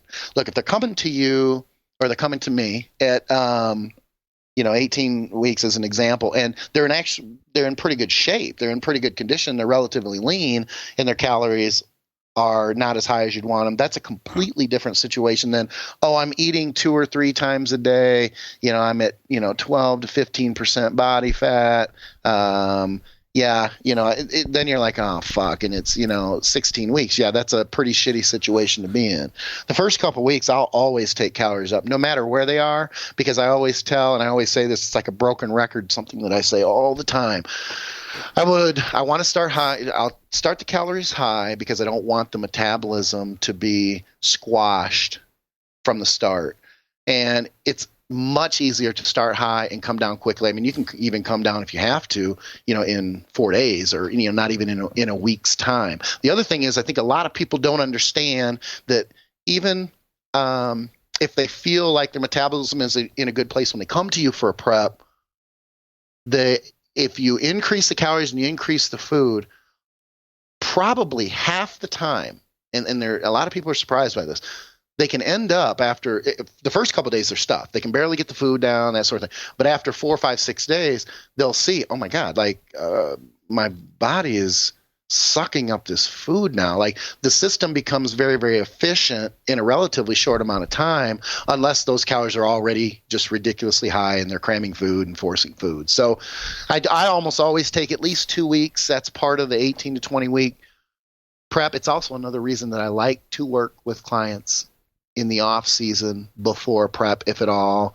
possible. I've actually even started working that into my fees to offer a reduced off-season fee if they're going to be on board for contest prep, because then I have control of their metabolism going in, and I know without a doubt where they're going to be when we start. And it is a much better. I'll tell you who's the worst for it. It's probably obvious anyway to you guys, but the figure girls are terrible. Yeah, they survive off fish and rice or fish and fucking air. And the excuses and the shit that you hear, I've got to be ready for a photo shoot and I got to do this and that. And it's like, you're like, what the fuck? Like, who are your photo shoot are selfies on Facebook? That's not a fucking photo shoot. Holy shit. But they always have, they always want to be in shape. And I'll admit, I have a little bit more respect for the figure girl that's in shape, 365 days out of the year, as opposed to the ones who talk about going into an off season and gain 40 pounds. Look like the guts that we were talking about earlier. They look like power lifters 2 months after a show. It's like, oh my God, you're a figure chick. Like, you don't even look like anything I didn't even recognize your fat ass. Oh my God. And I'm all about fat asses.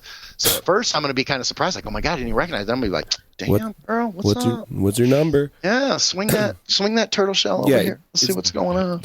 It's definitely a better problem to have, to be too lean, or like generally staying too lean. As just, we obviously discuss the problems with getting too fat, and I just wanted to give the side that there are problems. There's ways you should focus on getting as lean as possible while eating as much food as possible. Basically, you want your metabolism to be jacked up. You don't want to just be starving yourself year round. And even fat, there's a lot of people that are fat that don't eat enough food. Oh yeah, right. That's the worst. Yeah, that is easily. If you're fat but you are eating and you're eating, 5, 6, 7, and you're putting calories in you and you're running hot. Okay, cool. Those people can drop weight fast. Exactly. Now your system might not be running terribly efficient. You're going to be really full when we get to, the clean foods right away. The clean meals, they're going to stuff you. But those are the guys that after even just 3, 4, 5 days, they're getting hungry. When they were bitching about not being able to get the meals down for the first couple days. I mean, I get it. It's almost predictable. Oh my God, this is way too much food. You're going to make me fat. And I'm thinking, I ain't going to make you any fatter than you are already, because you were already eating like shit and eating so much before. And I just kind of sit back and smile and say, you just got to get it in. And it's always eat your protein and your fats first. And if you can't finish the meal, at least you won't get all your carbs in, but you better try like hell to get them in. Yep. And then 5, 6 days later, they're like, oh my God, this is crazy. And I'm down a couple pounds and I'm not carrying the water that I was. My blood pressure's down a little bit. It's like, well, there you go. I had one run about 2 years ago where I had a guy I was working with, and he's like, hey, can you do a diet for my wife? And I'm like, I usually try to stay away from that. He begged me and I was like, okay, and she was eating like 400 calories a day. Yep. And she was like 165 and 5'3" or something. And so I had to convince her to eat, 3 times of what she was eating practically, or whatever. And she didn't want to do it. And I said, look, just trust me. I said, you gotta get this food down. I said, by the end of the first week, you'll see. And sure enough, I worked with her for about, I don't know, a month and a half or so. And man, she was dumping body fat like it was going out of style, and she was starving by the second week. Mm-hmm. And so she told her girlfriend, and I had this like run of these wives that I was working with, and it was the same thing. They're all eating like celery and bread, and grapes and like 400 calories, and I pumped them all up, and sure enough, same thing. A couple weeks go by, and they're starving to death on the increased food amount that they could never eat before, and they were all dumping body fat. So, it works. So she told 2 friends, and then she told 2 friends, and so on, and so on. Control. Oh, did you get that? Are you old enough to get that reference? Oh, you're not. I'm just dating myself. Than you. He's older than myself like an asshole. What is that? That's the old commercial for that shampoo. Oh, and she told 2 friends. Is that the ones where they're orgasming in the shower? No, this is old. This is like 80s. Okay. And when you say, people listening, I'm sure I at need least something now. you know what I'm talking about? Yeah, they multiply on the screen, kind of like the Brady Bunch boxes. When they say, yeah, fuck it, forget it. Just edit this out. No, I'm actually going to just repeat that part like 4 times in a row. Look it up on YouTube. Scott, you have prepared. You were struck by lightning, I heard last night, and these questions came to you. You wanted to rapid fire some questions for me and Skip. Oh yeah, I've got the. This is how we're gonna wrap up the show. This part of the show. We'll be back with Dave Crossland's going to join us to just discuss all things in his life and his gear use and his movie that he was in and everything. So we're going to get there. But to lead us in the commercial break here, Scott, do your thing. Okay, this is the 2-minute drill, and are both y'all going to answer? Yeah, Skip goes first. I'll go second. Okay, you ready? Is it like one word? Or Quick, yeah, under 5, I think. Okay. Yeah, it's short. Skip, do you nair or shave your balls? Oh, shave. Shave. Skip, what's the largest clit you have seen? Is my wife going to listen to this show? No, we're not. Let's just say this: I'm good with big. My own. I don't know. I've never seen it. They're all been normal female clits for me. Okay, who is the biggest, weakest guy you know? Biggest, weakest guy. Holy shit. Legit. God, I might have to pass this one to think about it while he answers. Personally, I don't know myself. I'm not very strong. I suck at benching. I suck balls at benching. I don't know. Good answer. God, I might have to. If it's legit, like a serious, I would say probably, honestly, from training, Lee Labrada comes to mind because he never trained terribly heavy. I don't know him, but obviously not. But Paul Dillette was known as that. So if you want someone famous, that's them. But otherwise, on a daily basis, pretty much everyone's weak. I'm for my size. I don't think I'm very strong, but I can deadlift, but my bench sucks. Okay, question 4. Have you ever watched scat porn? God, I'm embarrassed to say I don't know what it is, but I love it. Shit everywhere. Oh, God, no. Well, now I do know what it is. I have seen it. So yes, I have. Wow, I have seen it. Yes, I have. No, I mean probably by accident, like one of those ones. Like, oh God, I can't believe I clicked on this. But no, not intentionally. No. Okay. Do you use 2-ply toilet paper or 1-ply? Oh, I need rich white people toilet paper. I know that sounds shitty, but I'm being funny. It has to be good quality. People will come over here and say, "Oh, you've got really nice toilet paper." It's got to be the good lotions. Yeah, I didn't think I cared until I started buying the nice shit. Now I'm like, this is a luxury that everyone should sneak into their budget. Exactly. Can you lift more than Matt when he had a broken leg? Then not a chance. He's fucking strong. Yeah, no, not a chance on anything. Yeah, that was a tough one. Do you pick your nose and eat it when no one's watching? No. When I was a kid. Now I'll pick it sometimes, but it never goes in my mouth. Yeah, I do pick it. I'm with you, but yeah. Thanks, Taylor, for the honesty, buddy. Yeah, no worries.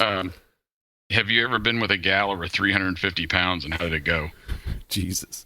Damn. No, I have not, but I am intrigued by the... Yeah, no, but I might. I don't know. Someday. I like eating his wife when right you grow now. up. Daily skip loads. I have known. I don't even think. No, not even 250. I think 200. I don't know. Somewhere around there. Yes, aimless. What's your dream car? I'm a truck. Can I do that or no? Because if you make me stick with a car, I will. You can go with car. I mean truck. I want a 650. I want a custom 650 bad. I'm not much of a car guy, so I can't even give you like a specific one, but I'm definitely more on the luxury sedan baller type car as opposed to like sports cars and shit like that. Like I don't really care. S-Series, Mercedes. Yeah, shit like that. I'm not really into the Ferraris, but like a blacked out fucking, yeah, exactly. Has Mercedes, cool. Something like that. What's your dream watch? Oh man, I just posted some shit about a Rolex that I saw used for $21,000, but I'm probably not a Rolex. I have an Invicta. I would say probably one of those. How you say it? If not a Tag, what is it? A Breitling or Breitling? Yeah, Breitling. Yeah. I have no idea. I just go by look. If it looks cool, I'll buy it. I don't care if it's worth $100 or $1,000. I don't like the ones that have like a whole bunch of different circles that look like they're fucking, like the dashboard of a submarine. I just want just like the usual hands. I'm pretty simple, but I'm currently wearing a black one with a blue face. It's kind of cool. That's good. I mean, I don't wear many watches, but I have I have an Omega. My standards, my taste might improve once my income goes up with it. So we'll see. I have nowhere to wear one, so it wouldn't do me any good anyway. Yeah, on your videos you could wear it. Yeah, I'd look like a douche attempting to look classy. Make sure that the thing's angled so there's like the reflections just blinding people. Exactly. And now I just look like a douche that's not classy. Yeah. Second to last one on the what's theme. What's your latest wet dream? Is this a literal question? Oh, man. Let's see. It didn't have to actually happen. Okay. Yeah, I don't want to get anybody in trouble with this one either. I still put my hands together routinely, praying to a God that I don't believe in, that my wife will come tell me that she's bisexual. It's been 23 years and it hasn't happened yet. That's about all I can. I hear it usually happens at the 25-year mark, so you might be in luck. Wow, hold on. Yeah, you've got a couple more years. That dream, Natalia Mello. Who's that? She won the Bikini Olympia a couple years ago. Yeah. I like and that. I've never had a real wet dream in my life. I don't know if they really exist, do they? I've never jizzed in my sleep. No comment on my end. Okay. I'm just asking the questions. Okay. I did twice yesterday. So. Okay. Yeah. During the day too. You're napping. I wasn't exactly. I wasn't even completely out yet. No watch holding your hands together. Last one. Would you do Iris Kyle? Oh, you're serious? No. No. You just said you like them big. No, I like them fat. I'm just not even going to pull any punches. If you are fat, and I don't mean like fat disgust, but if you have a fat ass and fat tits, I think of the fat girl in the white dress. Well, I think she's fat. It's like baby fat, like soft. I don't like the as much the training type look. What's the video game where the girl's walking? It's a commercial on TV right now for like some kind of warlord thingy, and the girl's in a white dress and she's walking and she's when you see it you'll know what I'm talking about. But she's soft, she's plump, she's got fat tits, fat ass, nice round fat baby face. I love that shit. Keep that in mind. That wasn't short. We'll get you a hooker. I know. A fat no, fuck no. I'd probably punch her in the face if she tried to come on to me. She'd probably punch you in the face. That's okay. I'm willing to take that chance. You know, she's very nice. I've met her several times. Yeah, no, I feel bad. I gotta be. Yeah, so do I. I was thinking the same thing. But God, no. No. To the question, God, no. You guys are too picky. You know what? And I say too because she was first. Heather took second to her. Heather Palicki a couple years. I think, and Heather's a friend of mine, but I just think Heather is really, really pretty, and especially when she was competing at that time, she brought a pretty face to female bodybuilding, which just didn't happen. The first time I met her, I saw her. She was like 190 pounds. Relatively lean in a short skirt and heels, and I was just like, what the fuck? Like, not like, oh my God, I was looking at her seriously like, oh my God, that is just fucking crazy hot. Not to open up a huge can of worms, but you know how people, like, the usual defense is when you say that the female bodybuilding, like, they're masculine, then they'll be like, well, it's not it's bodybuilding, but like, you know what? Like, they make it sound like it's a sexist thing. It matters. Well, first of all, it kind of is. Like, it's female bodybuilding. The world likes pretty women. Let's just fucking get it over with. Stop being assholes and trying to pretend it doesn't matter. But it matters in men too. Like, people ragging on how ugly fucking Dave Palumbo was when he was competing all the time. It's not like women are the only ones who get this shit. So yeah. Like people look. Phil Heath is a damn good looking dude, and he's Mr. Olympia. Like, it happens. Mm-hmm. Good looking people do better. Deal with it. I think with female bodybuilders too, in person and from pictures is different. You know, yeah. Some are worse in person. You know, that one gal from Canada, she's pretty attractive. Who? Well, there's only one. Yeah. No, she's a top tier competitor. She's a blonde hair, got blonde hair. I can't think of her name. I don't know. She's been top 5 in the Olympia the last couple. The 5. Yeah, some of them are. The Anna Freitas chick is pretty What's her name? I think Jamie Pinder in the off season, because she's rounder and she doesn't get fat, but she gets round and soft, and I think she looks great. There you go, back on the soft. Yeah, got to be soft. No, I mean, there's I'm soft right now. I can't think of her name. Is it Deb? Debbie Bromwell or something? No, Debbie. No, what's her name? I know that you're saying. You're not talking about Dana Lynn, are you? No, she's got. I do the hell out of deal. It's one of those ski last names. Ski. Yeah, I don't know. I can't think of her name. I'm just talking about strictly bodybuilding here. I think the women's physique girls, on the other hand, I'm all over that shit. Yeah, especially in the off season. Yeah, I don't even mind. I like them. I don't think like stage shape. I take them 5-6 weeks out. Yeah, and I think that when we see pictures of them, it's usually when they're harder and tighter, and it's like, oh, take pictures in the off season while you're what you would consider to be fat, and I would look and go, oh my God, you're fucking banging. Yeah, agreed. All right, Scott, thank you for that. We'll have to get you to do that again next time. So next time the lightning hits your dick or whatever, and it makes you come up with this. I'm game. All right.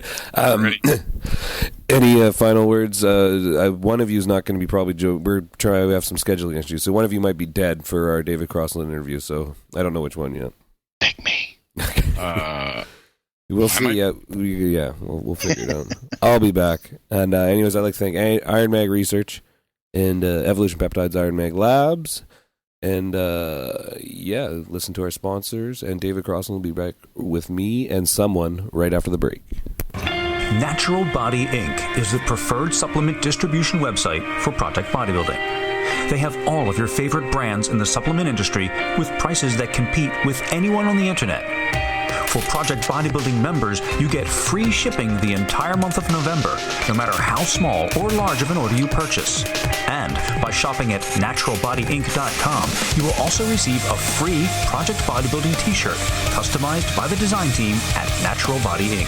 Just enter your t-shirt size and tell them Project Bodybuilding sent you for great savings and the hottest t-shirt in the industry. Click on the banners found on Projectbodybuilding.com and get hooked up in November. naturalbodyinc.com. That's naturalbodyinc.com. Tell them Project Bodybuilding sent you and save today.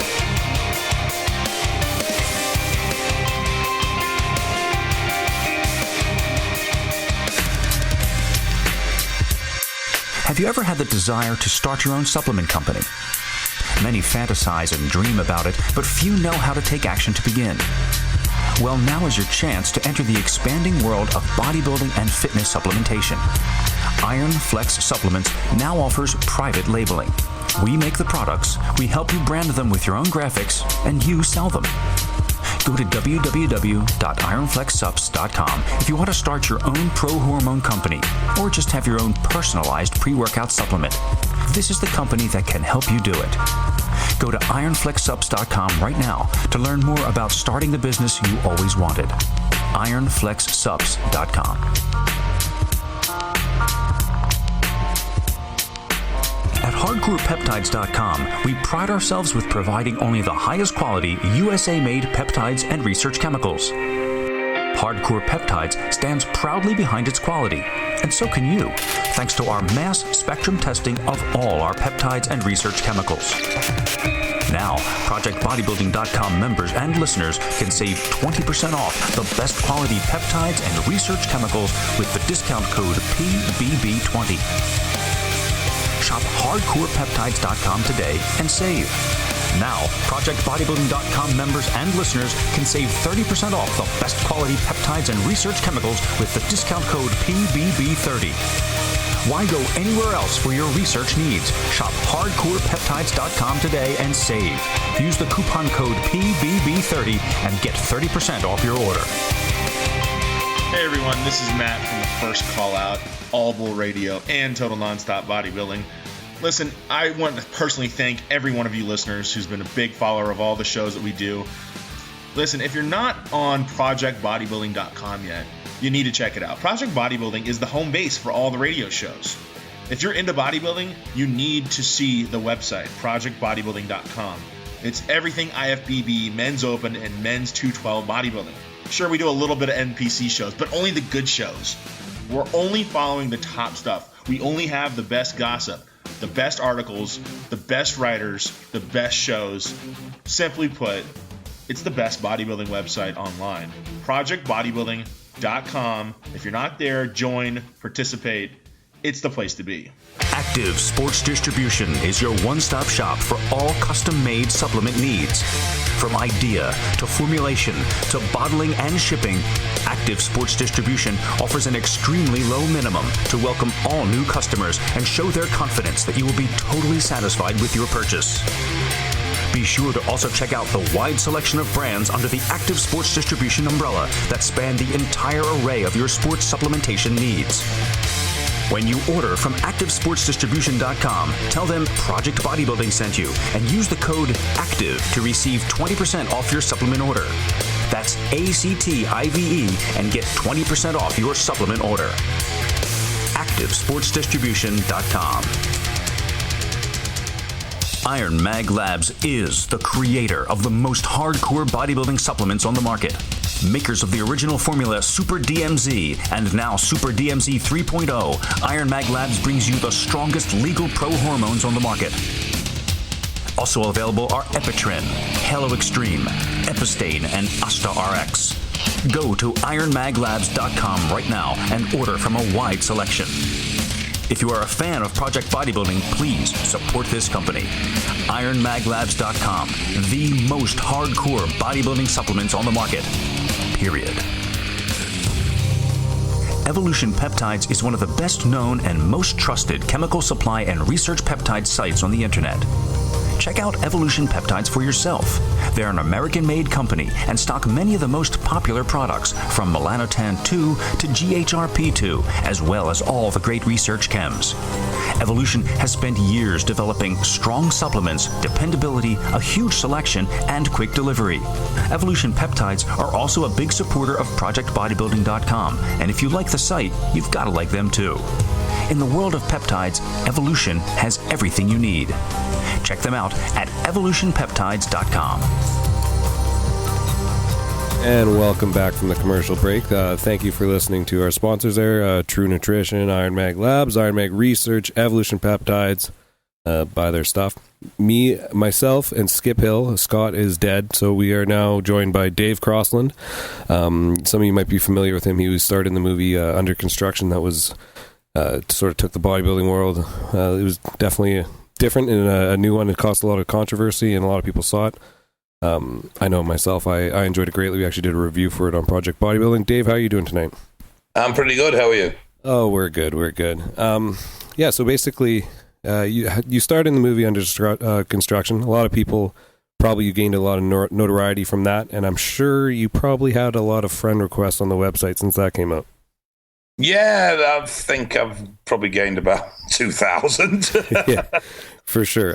You were already doing YouTube videos and stuff like that. How did you get into, posting pretty much just putting your life out there? How did that just start on the smaller scale? It all started, I was sponsored by SSN, and I was working the body power stand for them at the expo, not last year, the year before. And a UK distributor, a guy called Sean Bushby, came up to me and he's like, have you seen Rich Piana's Q? I went, no, why? I mean, at the time, I didn't even know who Rich Piana was, to be quite honest. And he said, it's absolutely huge. It's 3 times the Q of anybody else. Anyway, as the weekend went on, he dropped this hint that for my next off-season, because I was dying at the time, I was hoping to compete. And he said, after you compete, what do you think about doing your next bulk live online, showing everybody what you do? We'll back it as a company and we'll push the whole thing forward. I was like, yeah, fine, I'm happy with that. I mean, I said, in a way, it works well with what I do for a living anyway, because I'm a drugs counsellor. Anyway, I didn't compete. I basically burnt out and just thought, you know what, this isn't for me. I'm not that interested in it. And so I rang him and said, come roll. And he said, oh, sorry, head office has put the stop on it. I said, well, to be honest, I'm sold on the idea, so I'm going to do it anyway. Nice. I said, but it's not going to be the old singing, all the dancing glorified. It's going to be the shit and everything that goes with it. I said, I don't want to glorify this. I just want to be honest about this. I want to make it as educational as I can. And hopefully it will open people up to me in a way that they may start talking where otherwise they'd kept quiet, and then they won't suffer in silence if they've got problems. And that was the birth of it all. I'd always grown well. I'd always struggled to diet, but I'd always grown well. And I just thought, you know what? Fuck it. Let's see how big I can really get. And if anyone wanted to come on for the ride, there was more than welcome. There was no plans of doing the film. There was no plans of anything, really. I didn't know if I'd get 1 follower or I'd get 1,000 followers. I had no idea at all. So it's out there. If anyone wants it, they can look at it. So but before, when you came to this decision previously, you were kind of, in your head at least, you were doing the competitive bodybuilding thing. You were planning on cutting down and all that. And that was really the turning point where you kind of just said, fuck it, I'm just going to be as massive as possible. Yeah, well, what happened, I'd got down, I was sitting at 310 pound at about 11%. Yeah. Big. And I stalled badly. And I threw everything at it. Cardio went up, carbs went down. I tried DMP. I actually gained a pound off a cycle of DMP. And it was just, nothing was working, nothing was shifting. I'd spoke to a couple of the sort of diet experts over here, and they couldn't come up with any ideas. And I was like, you know what? To be honest, I actually don't really want this. I knew I could never take a title because I used to judge for the UK BFF, and I knew damn well they would never let me win a class when I have a torn pec because my left pec's completely detached. Yeah. So it was like, who am I doing this for? You know, really, who am I doing this for? Now, my joy about what I do is very much involved around my training. And when the diet started to drastically affect my ability to train the way I like to train, I started to get miserable. Now, I know dieting's miserable anyway, but it was beyond the normal sort of suffering. I've dieted before. I competed as a natty a very long time ago. And I had this feeling all the time that I was holding myself back. And I know it sounds a bit crazy, but I just felt like my body wants to grow. It really does want to move here. And all I need to do is put some food in and it's going to explode. And so I did, quite simply. What was the, once you made that switch, what was the biggest numbers you hit? I know we were mentioning before we got on the air that you had some injuries. We'll get into that. But before that, what'd you top out at? 365. Jesus. And it came on so quick, and that was the biggest problem. I'm sitting at 355 now. Yeah. Now, okay, I've not carrying as much mass as I was muscular-wise, and I'm carrying more fat, but I'm still carrying the weight very, very comfortably. But it just came on so quick that, I mean, I put on, when I came off cycle from the diet, when I dropped all the water and everything, I dropped down to 300 pound. So I started this cycle, the cycle that I did for which the film was based on, at 300 pound, and I topped out at 365. And I did that in 7 months. Jesus. So my body just couldn't cope with any more weight gain. I could have got more out of it, but it just started to crash. Yeah, you maxed out. Yeah, I was. My body couldn't cope with the weight. I was struggling with breathing. I was struggling with moving around. And to be honest, the whole thing was an experiment. I mean, I didn't know how I was going to cope with the cycle size, the cycle length, the dosages, or anything. And it went on too long. And at the back end of it, I was starting to pick up little niggles. I'd had some food intolerance issues because my diet is very, very boring, very, very plain, and very, very repetitive, and that got the better of me. So the back end of it, I was probably about 10 pound down to where I would have been. Did you develop like food allergies from repetitive shoveling the same food? Yeah, it wasn't so much an allergy, it was just an intolerance. When I started swapping my diet around a bit, it went away. It took about 4 or 5 weeks to just clear it, but I changed the diet about a bit, dropped some things, brought some things in.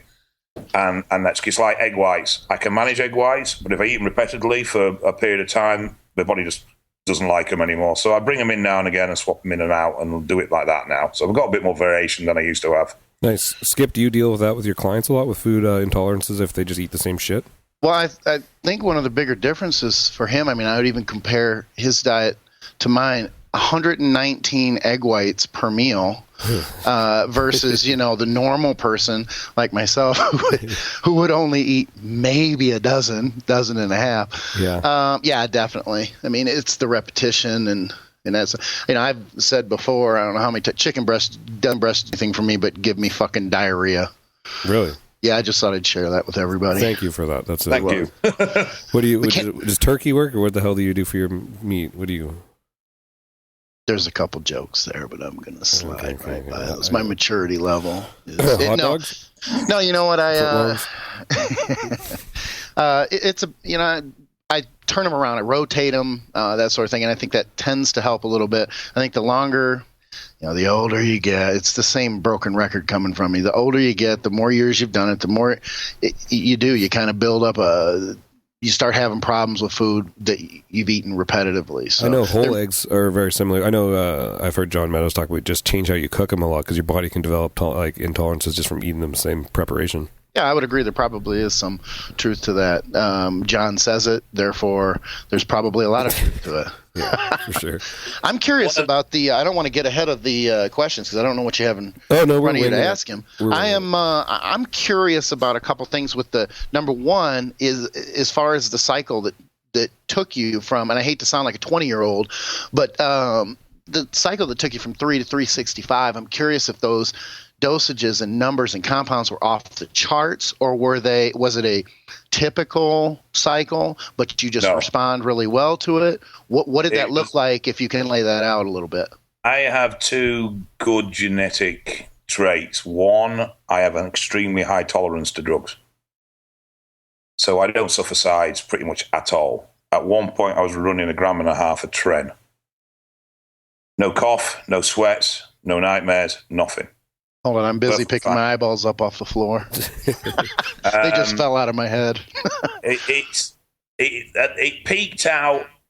I hit 5 at one point, but I pulled it back to 4.5, and I was comfortable at 4.5. And daft as it sounds, 5 was just a little bit too much. Sadly, that's not really that. I'm not going to say it's not crazy, but there's people on the boards that weigh 210 pounds running this damn near the same shit. Wow, that's true. Sadly, but if you can run, if you want to run down the cycle, I'm sure. I remember it from the movie, but for everyone else who hasn't seen it, and skip here. Well, it started off. I was running 2.5 Gs of test length baseline. I then ran a 2G of Deca over the top of that. Sorry, I ran about 1.5 grams of Deca over the top of that, and then I ran 200 milligram of oxymeth every day. Then I dropped the oxy, brought in NPP, and dropped the Deca. And then when I knew the Deca was clearing, I dropped the NPP and brought in tren. So I took the tren up to 1.5 at one point, but pulled it back down to 1 because there was no extra bonus with it having it that much higher. And I ran Proviron in the background at 100 milligram a day. And to be honest, that was my only estrogen control throughout the whole cycle. I didn't bring anything else in the way of SERMs or AIs at all. I carried a lot of water, which I'm used to, but otherwise I had no issues whatsoever. I had to run a little bit of Caber when I was running the Deca and the MPP together, but once the Deca started to drop out of my system, I could drop the Caber out and not have a problem anymore. What about blood pressure, and did you have any blood work done at that time? You said you felt pretty good, but as an example, I felt pretty good and had incredibly viscous blood at the same time. My blood pressure was 124/76. Wow. And my liver value peaked at 128. On 200 milligrams of A-bombs. Wow. No, it was Anavar, I think, right? Was it Anavar? No, it started, sorry, it's oxymeth, and then it swapped to Anavar. When I brought the tren in, I brought Anavar in. Okay. How much Anavar were you running? 200 meg. That's crazy. I've gone above 75, and I was like, oh, shit, I'm getting a headache. Maybe I'm just a pussy. I have a massive tolerance to these things, and that's the one advantage I do have. I mean, I've had an angiogram, and I have slight thickening of the left ventricle. Heart wall thickness is a little bit enlarged, but not massively, and my plaque levels are fine. Huh. Wow. And you knew getting into this was, like you said, this was an experiment. This wasn't like hey, this is a cool thing to do. You're like, I'm just... No. The last cycle, the highest I'd been before, generally speaking, most of my time I'd run between 1 and 1.5. And the last couple of cycles, I pushed it a little bit. I went up to 2, and I went up to 3. And I just thought, well, I wonder how far this will go and when it will become a point of diminishing returns. And the 5 have started to get the shitty feeling where you just feel like I can't be arsed. Yeah. that sort of run down a little. But as I pulled it back down, like I say, I felt good at that. The more issue I had was actually with the weight I was carrying than anything else. But my blood pressure's always been brilliant. I've never had a real issue with it. It peaks at first when I first go on, and then it just settles back down.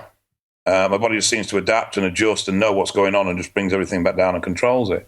It's the same with the estrogen. I never really had any. In fact, if I try and run estrogen suppressants too much, I've been playing around with them.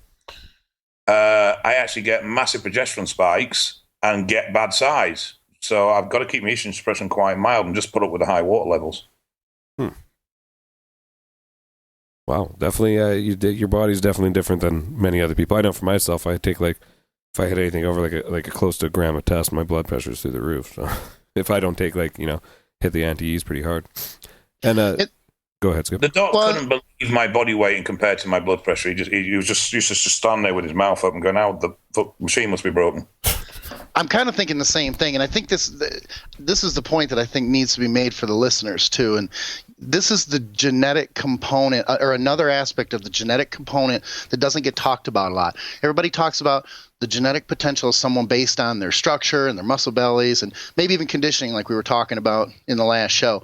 But there's a huge component as far as how your body responds to gear, and equally as important is not even how it responds from a getting bigger, more muscle, stronger aspect, but like you're saying, to be able to run dosages like that, it's not like you're being irresponsible. I think some people might listen to this and they go, "Oh my God, this guy doesn't need to be taking it. That's crazy. That's insane. He's gambling with his health and everything else." But you're being responsible in the sense that you're tracking all this from your blood pressure to your bloods, and watching closely with your heart, because you being big anyway, aside from gear use, tends to be an issue already for the heart. Yeah, definitely. So to take all these precautions, this is the genetic component that a lot of people miss too, because not a lot of people, very, very small percentage of people could run dosages that high and probably not have problems. I agree completely. And I mean, one of the other things behind it was, we'll get into this in a little bit, but part of my job is I am what's known as a PED counselor. I'm a performance image enhancing drug specialist. How can I talk to somebody about running a 5G cycle if I'm not being there myself? Oh, excellent point. I like that due diligence right there. That's getting your shit done. Don't get me wrong. A lot of people have said, look, this 400-pound ambition that you have is suicidal. And I know that the next, once I'm injury free, the next push, I'm bringing some other things in that I've never used before, growth and slim. And I know that I don't think the issue is going to be with the drug use. The issue is going to be with the sheer poundage I will actually be sitting at. Yeah. And I have arrangement with a doctor now for monthly full workover health check. My wife's an ex-army medic. My brother and my sister-in-law are both paramedics. And I've got 3 nurses in the family. So I have a massive circle of medical staff that I keep an eye on me as much as possible. Yeah, that's good. I remember from your wife's very supportive. Is she supportive of the new quest to take it to new extremes, or give us a little rundown of how she's feeling? Yeah, she's obviously concerned. She knows what can go wrong. She knows what can go wrong through the work that I do and through her own experience as being a medic. This is going to be the last big push. If I don't achieve my goal at this, I am not going to be some silly, stupid, middle-aged diehard that keeps going, give it another go, give it another go. That's very refreshing. If it doesn't happen this time, it will not be from lack of trying. And I'll hand my hat up and say, you know what? I couldn't do it. I just wasn't willing to go where I needed to go, or it just wasn't physically going to happen. Doses will come down, weight will come down in a managed way, and I'll go back to just the normal average, which I used to do, which was a couple of 12-week cycles a year, and train for the love of training. That's going to be a hard transition, especially you being used to, It is, and I know it is, and that's why it's going to be a slow and controlled thing, but she is concerned. She gets more concerned when I'm injured because she sees a physical effect of what I do. Yeah. And she has said, I don't really want you to do another one after this, not at this level. And I said, to be honest, I don't want to do another one after this. I am sick of trying to ram down 10,000 calories a day. Yeah. That alone is enough to put you off. Yeah. I definitely want to move on to your job, but first, since you mentioned it, your diet. I'm sure there's a lot of people who are making assumptions as they're listening to this that you eat a lot of shit food, but that's not the case, is it? No, it isn't. I just have one of them. Doesn't like being lean. All right. If I'm honest, because of the current injury I've got, and it's played with my head a little bit, my diet's not been brilliant over the last month or two. I'll be the first to admit that. But when I'm pushing, my diet is super clean. All that goes into my mouth is oats, protein powder, rice, potatoes, and I usually slow cook all my meat. So basically, effectively, I boil my meat to take as much fat out of it as I can, and some green veg. And that's it. Bit of fruit, bit of berries, a few nuts. And that is it. And I'll have a cheat maybe once every 3-4 weeks. I don't crave cheats. And when you're eating that amount of food, you just get a sicker sight of food anyway. The thing is with me, in that if I have a cheat, I find it very difficult to turn that switch off. Yeah, for sure. If I'm faced with eating the same food day in, day out, I just switch off to that fact and just shovel it in. It just goes down. I don't even think about it. I just know that in 90 minutes' time, I've got another meal to eat. Skip, do you think that would play at least somewhat of a part in him remaining relatively healthy, at least in those markers? Yeah, it's funny you say that because I was thinking the same thing. It certainly does help to, if you're, whether you're, you drink on the weekends, you eat like shit, you eat good, you do gear, you do a lot of gear, you do a little, all these variables fit together in different combinations, and some are higher risk than others. And I just think that the fact that he is, and then this comes back to the fact that some people are going to view his use as irresponsible, and I don't see it that way. And I think a lot of people might be surprised by that. But I see it as responsible because he's tracking everything, and the way that he has admits that his diet is set up and keeping it clean and everything just cuts to that too.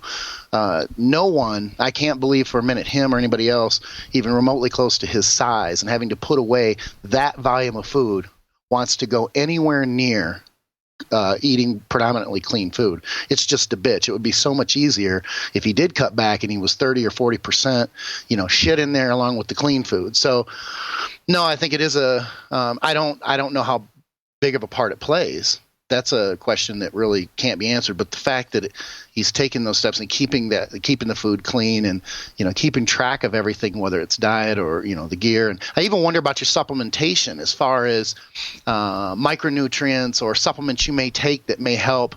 I just started, a few new supplements myself based on my blood issues and my heart, wanting to not have it be big. I had a 29-year-old sister, or a sister who died at 29 in her sleep from an enlarged heart. So I have that in the back of my mind that I want to make sure that my supplementation, especially when you have a combination of GH with AAS, that combination has been shown through studies that it does have a pretty direct impact on the size of the heart. So do you take any other supplements to kind of counter the AAS use or the potential that your heart may be bigger? Or? To be quite honest, no, not really. I run a good quality multivitamin, multi-mineral. I run high-dose vitamin C. I run L-glutamine, creatine. But beyond that, nothing. And it wasn't until recent I started adding more berries and nuts and fruits and stuff, because generally before I didn't even eat much of that as well either. So that I've never had to run any sort of particular liver support or anything of that nature. And I'm not... Cardio's a dirty word, I'll be the first to admit it. It's probably one of the areas I do need to look at a bit more if I'm going to survive this next push, because I'm going to have to be a little bit physically fitter. For sure. But I don't restrict my life either, in the sense that I don't stop doing what I'm doing just because I'm putting weight on. So I'll still play fight with the kids, I'll still do whatever I've got to do. So I don't slow what I do down because I'm getting bigger. I just carry on as normal. And without any indication, like you said, in your defense, if you're not having any sign through any of your bloods or anything else that there are any issues there, there is no real reason to take those steps if you don't see anything. So that's fair. Yeah, I'm only 27. I'm sure as shit, not 350 pounds, but like you, Skip, I'm starting to become more and more I'm looking into the whole, curcumin and all this hawthorn berry for blood pressure, all this shit. I'm just, I'm trying to keep it on lockdown because my markers tend to go off a little. I'm not like super sensitive. I can handle a decent amount of stuff, but sometimes it just creeps up there. And I'm like, if I'm 27 and experiencing those problems, I want to get that out of the way before let it go on too long, right? Well, and you said curcumin. It's kind of funny, the timing, because I just took the first dose today. It came in 2 days ago, and I rest Sundays and Mondays and go back to the gym on Tuesday, and I just took the first dose today for that very reason. K2, what else came in? K2 and ubiquinol, just to name a few. But yeah, definitely. But that's because I've had those issues, with blood and things like that. And I have that in the back of my mind. I mean, your sister goes to sleep at 29, doesn't wake up, and she certainly didn't work out and take gear. Kind of question your morality, don't you? Pardon me? You certainly question your morality. Yeah, definitely. Almost a little bit of guilt if we're, I don't want to get into my psychological issues, but when she's 29 and she's, overweight, but no overweight and any less healthy than anybody else in this world, to not wake up at 29, you kind of look at it and you go, well, wait a minute, I've been doing gear as long as your life was, and yet I'm continuing, to live and be. And those are, there are arguments for other variables, like I say, of taking care of myself, watching that, tracking bloods, eating healthy, exercising, cardio, training, and stuff like that, where she wasn't doing that. But it still seems to be incredibly unfair, and you do carry a little bit of guilt. Yeah, I can't imagine. Yes. Dave, you may as well dive into it. I think one of the most interesting things that you mentioned so far that I know about you is your job. Can you mention basically back to the beginning how you got involved with it, what entails, and what you? Well, obviously you're the only 350-pound steroid, counselor type person that probably exists on the planet. So pretty much, if you can give us from the inception to what you're doing now. Yeah, okay. Well, a little bit, we have to go back way back to when I first started training. So I trained between 16 and 24. I started using it at 19. Now, back then, if you wanted to get gear, you went to the big guy in the gym and you told him you wanted to use, and he told you to fuck off. And then after a couple of months, if he decided that he felt you were responsible and reliable, he would let you buy some Dynabol. And if you were really lucky, you'd get some test. And you didn't get access to anything else. And you served an apprenticeship before you were allowed the more toxic and more powerful drugs. I left the sport at 24 due to completely detaching my left pec. I had a lot of personal shit going on, a lot of other issues going on, which ultimately resulted in me spending a bit of time at Her Majesty's Leather inside prison for 4 years. Anyway, when I came back to training and to drug use, I found the whole world had changed. And where I thought at that point that 1 gram was an absolutely astronomical dose, I was seeing kids at 150, 160 pounds taking 2-3 gram with tren and all sorts in there. And it was like, well, what's happened? And what had happened was the internet. Yeah. And as a result of that, I started to get more involved. We have needle exchanges in here. I believe you have something similar in America. They're coined as the smackhead clinics over here, but their service now mainly supplies to needles and syringes to steroid users. But they aren't trained in it. They're trained in heroin and cocaine and alcohol and the other drugs, but they're not trained in steroids. They don't know much about it. So we started putting on a steroid awareness night at the local exchange. And I used to get other bodybuilders I knew or guys that were experienced with drugs to come down and guest speak. And through that, I met a guy called Martin Chandler who worked for the National Steroid Research Centre in Liverpool. And I did a project with them. I then spoke on their behalf on a Radio 2 BBC radio show. That went down really, really well. And I was asked to speak at a conference they were holding, which I did. And then I got picked up by HIT, which is an interagency drug support charity in the UK. And I did their national conference. I did their drug-specific steroid conference. And through that, I met some police officers, and I went down and did some training for police officers. And then one of the officers I worked with had a friend who worked for a drug rehabilitation and presentation company that had the contract for the army. They contacted me and asked me if I would devise a steroid presentation for the Army, which I did. It took a lot of backing and throwing because typical Army political bollocks didn't like the truth and wanted it slightly different. Eventually it got passed, and then I was asked, and I was I'll be honest, actually, I was actually a bit concerned because, look, I don't want this turning into a hate campaign against drug use because it doesn't do any good. It's been proven time and time again. If you stand there and say, no, this shit will kill you, it's no good for you, don't do it, some fucker will go do it.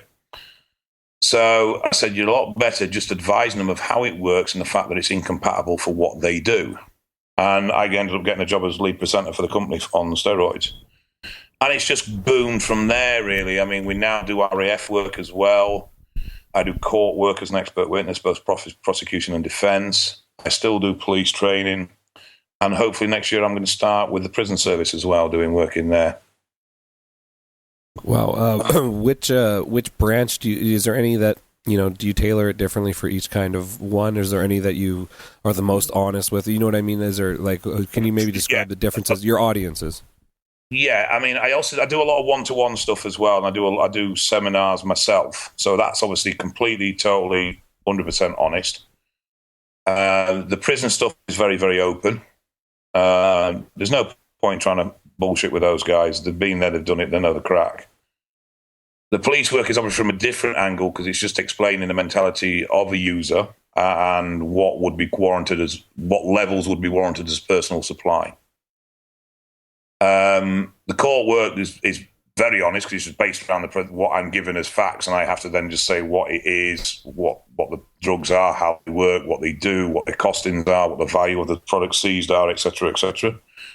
And the Army one is a steroid and supplement presentation, and I like the fact that I deliver it because it stops them from turning it into a hate campaign. So where I tend to come from them is it isn't obviously the whole truth because I'm very PC controlled. So I tend to come from the fact that, look, if you want to take them, that's your choice, but there are health risks involved, but just don't do it here because if you do it within the military, you're going to get caught on a piss test and you're going to lose your career. That will mean you'll get a dishonourable discharge for drugs. That will affect the rest of your life. But not only that, the British military spends £200 million a year on legal case to do with squaddies.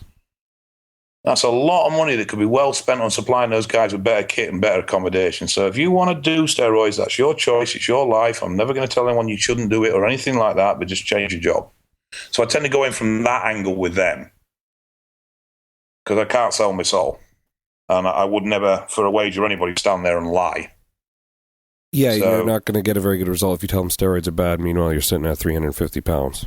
Yeah, and I'm quite honest about my life, what I've done, what I've used, and what little effects I've had with it. And then I can then turn around and say, but I know this gentleman that's done this, this, and this is what's happened to him. And my general line is, look, it is a little bit like Russian roulette because you just do not know.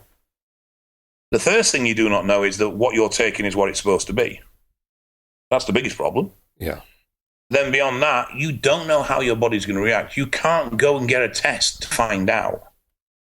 And you can't go down to your local doctor and say, right, I want my plaque levels checking in my system because that's an invasive operation. Angiogram requires putting dyes and wires up through your main arteries down into your heart and having it x-rayed. You can't go around the corner and get that for nothing. So it's just a case of explaining to these guys that there are health risks and it's about managing risks. And it's about what balances risk towards reward for you. But the big problem with the Army is if you take it, you're going to get caught and you're going to get thrown out. It's as simple as that. Yeah. And they don't have the lifestyle when they're in the field of operation where they can sustain a diet that would make usage practical anyway. Yeah, no shit. It's refreshing. Look, one of the biggest things, in my opinion, missing from the bodybuilding industry or the weightlifting, whatever you want to tag it or label it, more than anything, is the honesty aspect of the information that's out there. Because the younger kids, and I understand that I beat up on them all the time, and this is going to be no different, but it's not an honesty type of issue. It's just a bullshit fest of throwing out what they've done for 6 months or a year, and there's no real experience there. Therefore, you really can't have. They may be being honest in what they actually think is is that the information is good and their experience actually means something, but it doesn't mean a damn thing. So for you to be able to pass on, that type of information and just be honest about everything, I think is almost certainly has to be well received by the people that are hearing it. And there's your credibility. It's incredibly credible information. I'm wondering, for the people listening, clearly a lot of people are going to be listening in the UK. They already know this, but for us here, for us, Canada and these other countries, what are the legalities of steroid use in the UK? For a civilian in the UK, it is legal to use, it is legal to possess personal amounts, but it is illegal to import, and it is illegal to sell or manufacture. Now, if you go overseas, you can bring them back with you as long as you declare them at customs. For serving military personnel, it's just a complete no. Right. If they get caught with anything like that. They've even restricted the supplements they can use as well. So if they get caught with anything, that's it. They've gone. It's 24 hours, and they will be out of that camp with the discharge papers. Isn't that comparable then to the Canada? I think that's basically how it's set up here. It's not on a lot of there's not on a lot of police officers' radars. Like, no one has to really worry about having 3 vials of testosterone, but there are still big scale busts that you see on the news of people getting operations shut down. So they're definitely on it on a big scale, but it's kind of like at least here in BC, it's almost the same as marijuana. Like, the police don't care if you have like a $30 worth in your fucking car, but if you're growing and selling it, then you got a problem. And I think that's comparable. I mean, we have laws here that are not technically on the books the same as Canada and the UK, but I think now with the very liberal or progressive movement for drugs, especially living in Colorado, with marijuana, not only here but in Washington State and now a few other states as of just a few months ago, certainly tending to trend that way. I don't think the cops give 2 shits other than the big busts here as well. I think it's more of a trafficking, selling type of thing that they're putting their resources into instead of possession. Knock on wood. That's what I've seen over the course of. It's a lot of paid work for not a lot of result. Is possession at the end of the day. Yeah, exactly. Just be glad you don't live in Sweden. Yeah. Shit. And not only Sweden too, they get a lot of publicity. But I've had a couple other. And I don't want to get this wrong, but I believe it's Denmark. They can go right into your home and start looking around, and just on the on the idea that you may be using or that someone had said you had some. It's just a bizarre. What's strange to me is that those 2 countries are like the highest rated for happiness, education, healthcare. Like, you know what I mean? They're pretty much utopias, but the personal freedom in that one aspect of muscles, they just fucking hate. Right. It's just strange. Yeah, it's so much so that if you get off a plane and you're big, they'll turn you around and put you back on it. I've heard that. Yeah, I've heard that. Well, shit. Yeah, it's so, but then in a way, I like it in a little bit because it's made the sport so underground over there. Just walking around is fucking, pushing it. Yes, literally. Yeah. I mean, obviously, if you're a foreign national, you just get told to leave. They can't do anything else to you. But for their own, I mean, I believe they have drug testing vans that actually visit the gyms. And the gyms have to agree to allow random testing to go on in the gyms. And they just turn up and they'll just test who's in there. And I think if you test positive first time, you get banned from going to a gym for a period of time. If you test positive for a second time, you get arrested and put in prison. That's horrifying. I might not be quite right on that, but I'm sure it's somewhere very similar to those sort of rules. Always, that entire mindset's just curious to me, because obviously if they're banning you from the gym together, it's not like they're worried more so about the narcotic aspect. It's like essentially they don't want you to be muscular, which is just strange to me. I think if they remove the process in which you would have the desire to take the drug, then you have no desire to take the drug. Yeah, I see. It's just, I mean, it seems like a bit of an extreme. Well, obviously it's very extreme. It's just a bizarre backward system for me, but thankfully I don't live there. But I heard it's nice otherwise. Dave, I'm sure you probably get tons of questions about, judging just from your overall mass, are you a strongman, competitor, powerlifter? Do you get asked that a lot as opposed to, bodybuilder? I get slagged constantly if the word bodybuilding is mentioned with my physique. Yeah. Because it's like, you're not a bodybuilder. Well, I don't claim to be. I claim to be a bloke that lifts weights. Fair enough. Were you ever into powerlifting or strongman, or have you always strictly been into just sort of more of a bodybuilding style training? I've never been particularly strong for my body weight per ratio, so I've never really gone the powerlifting route. Yeah. Plus, I've never liked explosive movements. I've always been a very controlled lifter. When I was 24, I actually looked a half-decent bodybuilder, and I definitely had a chance of making it all the way. I might be blowing my own trumpet, but I feel I did, and I was also told. I met Dorian about that time through a guy called Kev Taylor, who was a middleweight British champion. He was actually with a woman called Mary Ann Gay, who turned pro. She was pro female. And apparently Dorian had said to Kev that if I could get in shape for an up-and-coming competition I was actually dieting for, that Kev was to take me down to see him in Birmingham and we'd be having words, sort of thing. Unfortunately, I detached my pec about 2 weeks after that, and that sort of ended that dream. But at that point, I had a good, balanced, quite aesthetic physique. Now, I'm just a bloke that likes to lift weights, and that is really all there is to it. That's my pleasure, and it always has been my pleasure, has been training. I don't label myself as a powerlifter or a strongman or a bodybuilder. I'm just a guy that likes being big and likes lifting weight. Yeah, I've got some decent strength in certain lifts, but the traditional lifts I'm quite weak on. I did consider strongman, but I have the world's shortest fingers and the world's fattest palms, which means if I need to push it above my head, I'm fine. If I need to pick it off the ground, I'm buggered.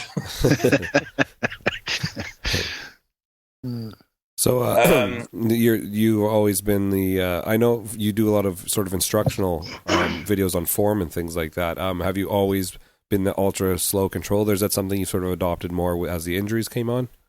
No, I suppose I'm a bit of a sick puppy, really, because when I first got into training, I looked for ways to make it harder and make it more painful. Yeah. Though I like moving big weight, my motivation was to make the weight I was using as painful and as stimulating as possible. I was also very, very lucky because at 16 I worked in what locally was the best gym around.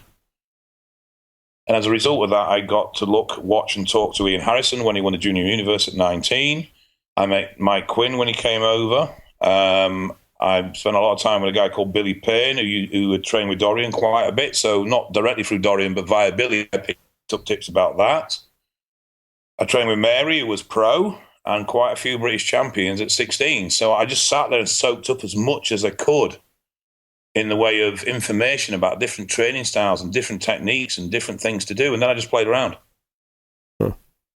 Until I could feel it where I wanted it, and at a very young age, I had the ability to really focus load where I wanted it in a complex muscle group.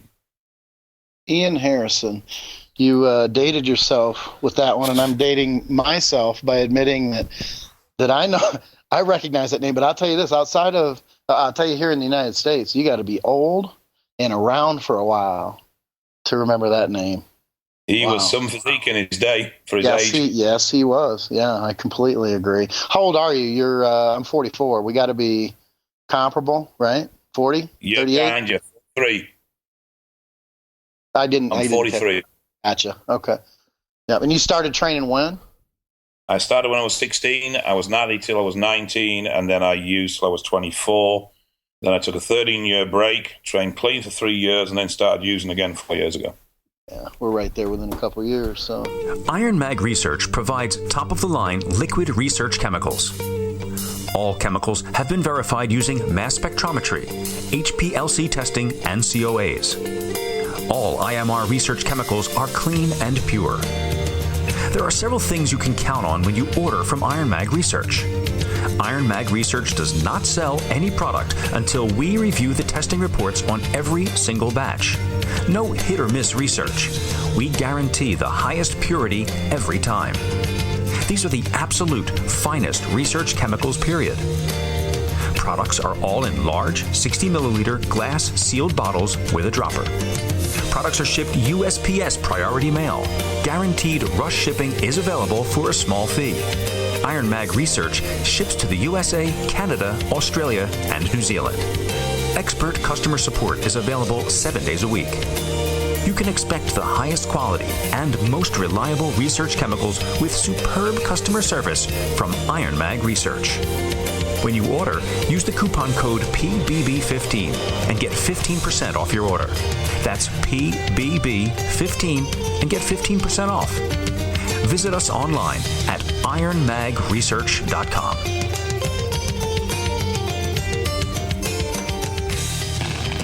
Which one of these are you? The gullible, uninformed gym goer who gets hypnotized by $12,000 supplement ads with flashy made-up scientific terms created by a sales and marketing team?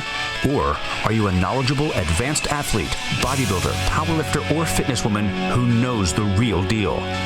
Well, let me tell you about fitness and bodybuilding's dirty little secret, TrueNutrition.com. The people who know what's really going on skip the retail sales team and go right to the manufacturer at TrueNutrition.com. TrueNutrition.com cuts out the middleman and is not only a source, but is also the manufacturer of raw ingredients for bodybuilding and fitness. At TrueNutrition.com, you can customize your own proteins, carbs, and fats. Put what you want in the supplements and make sure the other guys aren't putting bunk ingredients and fillers in your products just to make a fast buck. You can even customize your own oatmeals. You can use the do-it-yourself customizer to design your own supplements the way you want them designed. Stop being a newbie and start making your own supplements. You can at TrueNutrition.com. For an extra 5 to 10% off your orders, use the code PROJECTBB in the discount code box at checkout. That's PROJECTBB and get 5 to 10% off at TrueNutrition.com. Evolution Peptides is one of the best known and most trusted chemical supply and research peptide sites on the internet.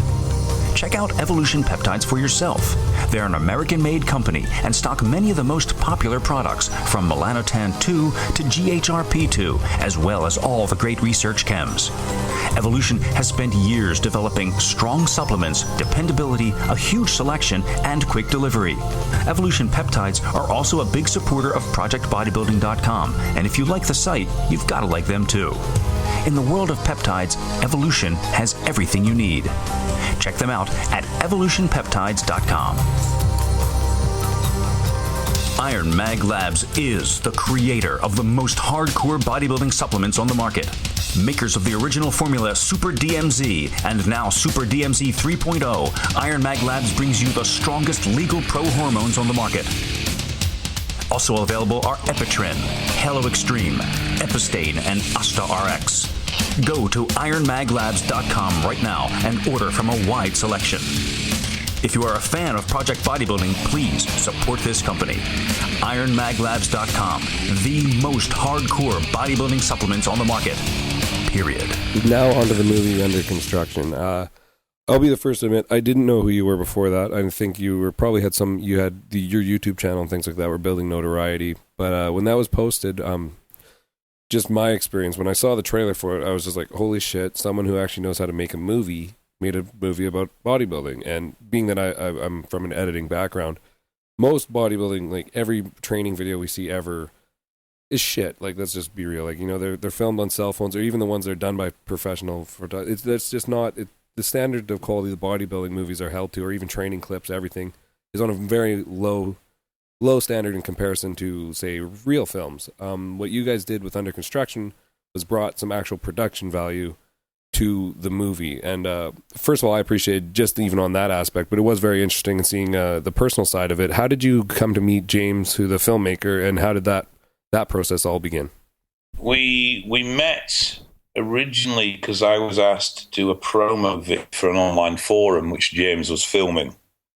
Now, shortly before that, there'd been a documentary released in the UK by one of these people that are famous for being famous, ex-topless model by the name of Jodie Marsh, and it was a complete and utter farce.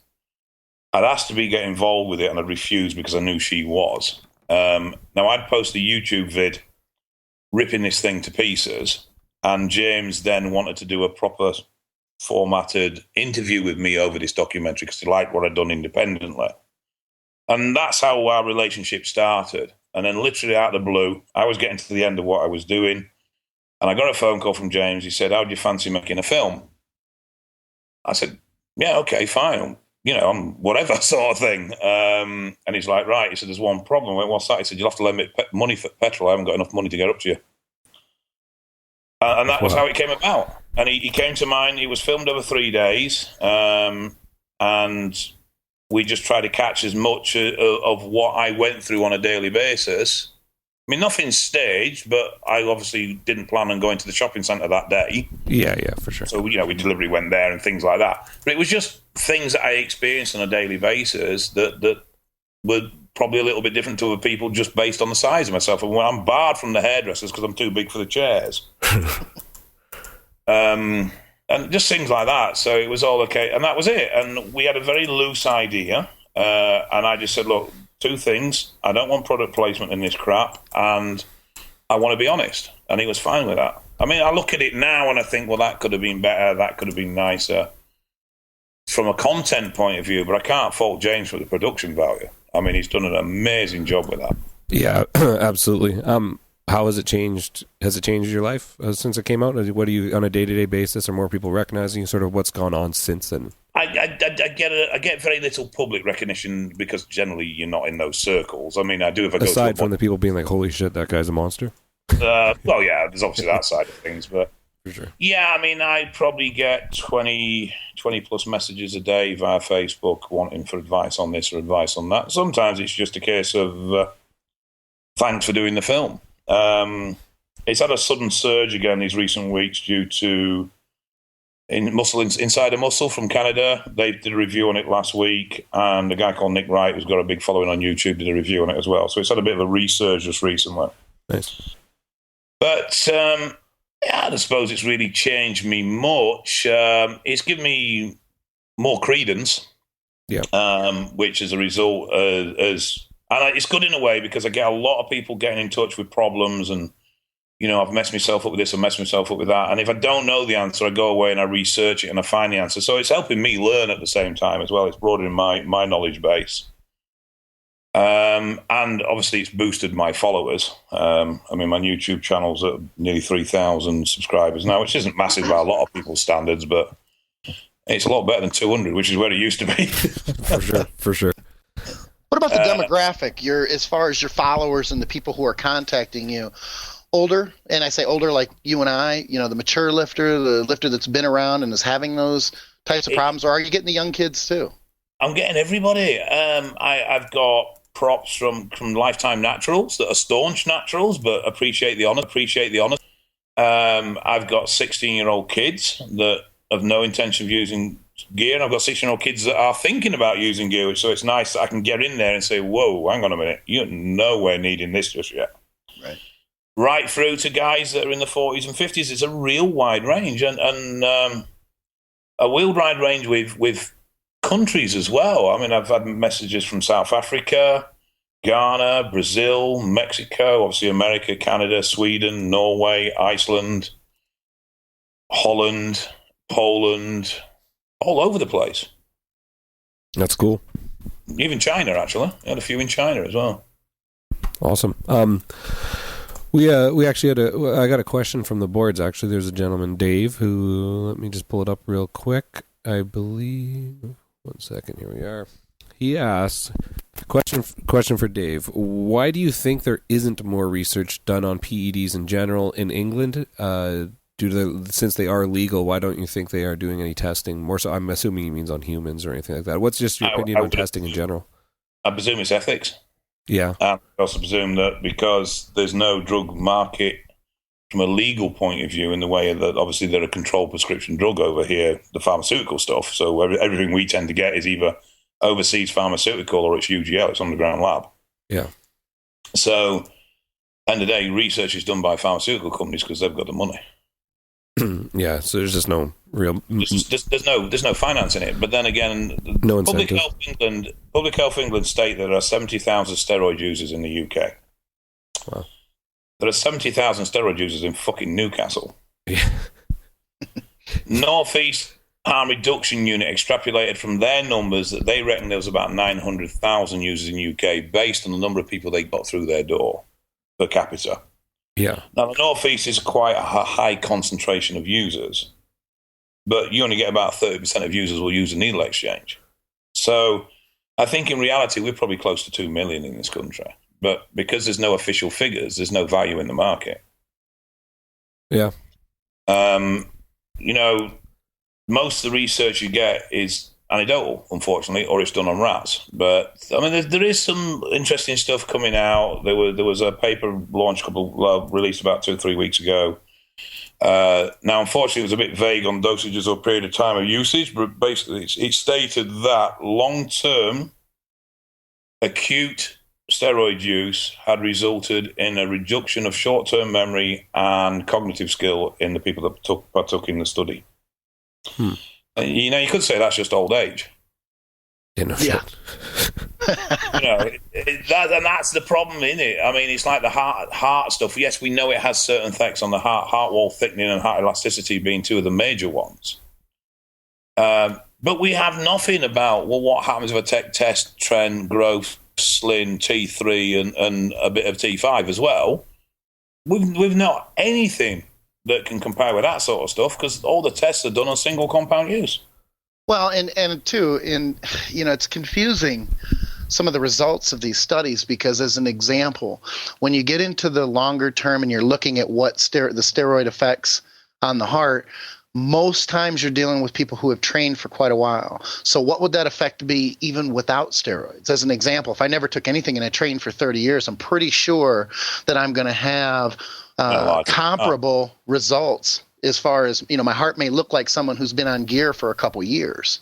The other thing is, when do you get a heart attack even if you don't train? What age? Exactly. Well, and my sister is a fine example. Right. Yeah, exactly. So it is hard. I do think there's a connection for what it's worth, clearly. Yes, so do I. But to what degree? And, even down to the compounds that you use. And are you predisposed? Is there hereditary or genetic predisposition, diet, other aspects? Do you drink? Do you smoke? Do you waddle on the floor? What was that? I can't remember what that was. Anyway, Hokey pokey? Yeah, I can't remember. But no, you're right. And this is the problem is we can never take that person back and relive their life. Right. So any study is inherently flawed because you just don't know what nature had intended for that person. And no amount of testing is going to show up every single possibility that may happen to that person in later life because it doesn't control what they do on a day-to-day basis. So unless you can take one person, get them to a certain point, then take them back and repeat their life, you're never going to know 100%. But at the same time, there's too much coincidence to say that, it has to be certainly responsible for certain aspects of the conditions that we are now seeing. Right. I mean, the big thing that's hit in the UK just lately is actually endocrinic systems just being completely buggered up because guys have started using at 17, 18, 19 and haven't come off for 4 years. And the result is that, without some tests in the system, they'll never get a hard on again in their life. And that's the biggest thing we're seeing over here, and probably more than anything in under 24s, is infertility. Just from early usage. Now, I don't know. I had 4 kids. I started at 16. I don't have any problem with hard-ons. I could actually text you a picture if you... No, you're older than that. This is what I'm seeing in the research that I'm seeing is that we have got a massive increase in the UK anyway. Yeah. Of guys under 24 with long-term hormone damage. I'm not saying it's irreparable, but unfortunately they're not going to the doctor to ask for it. They're asking the mate. Yeah. And when they're trying to go through a heavy PCT and know they're going to be flat on their ass for 6 months, they just think, fuck it, I'll go back on the test. Well, now that you mentioned it and you brought up those 3 letters, I'm curious what are your views on PCT?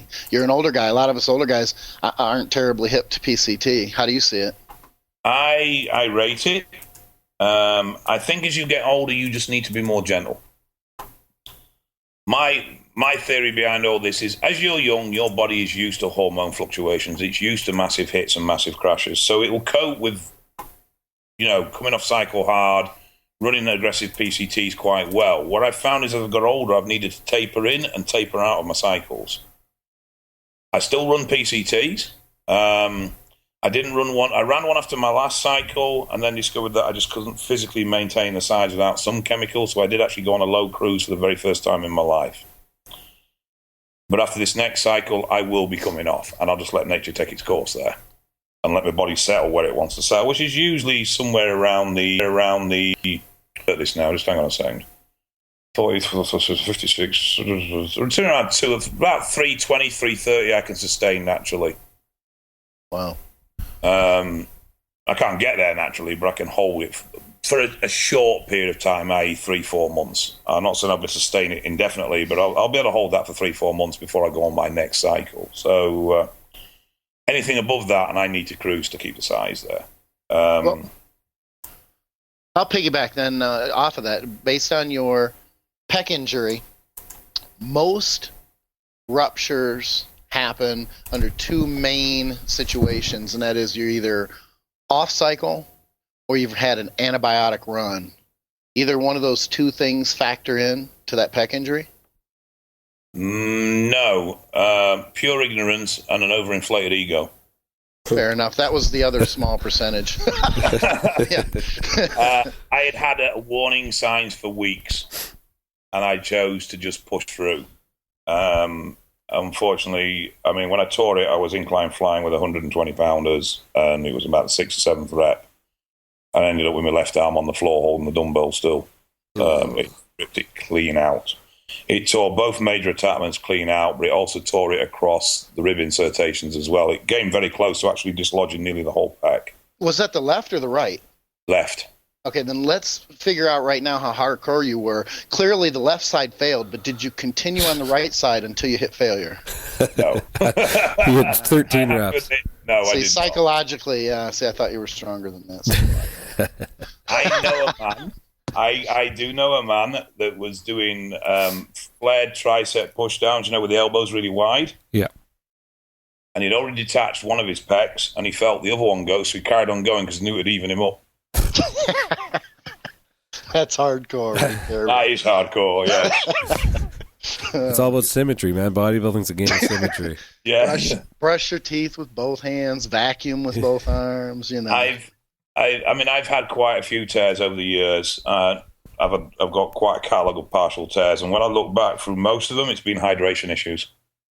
Yeah, that's a good point too. It's interesting, and I always like to ask because clearly, a lot of times these these ruptures, these big injuries, don't happen with the younger kids. That's why I know that you had mentioned that you had it young, but a lot of times those things don't happen. For the majority of people, tend to be older, and like I said, it's usually tied into. I think a lot of people, you guys may not, but a lot of people would be surprised how many of them happen under those two circumstances where you are either off cycle or you've had an antibiotic run. The antibiotics are huge, big time.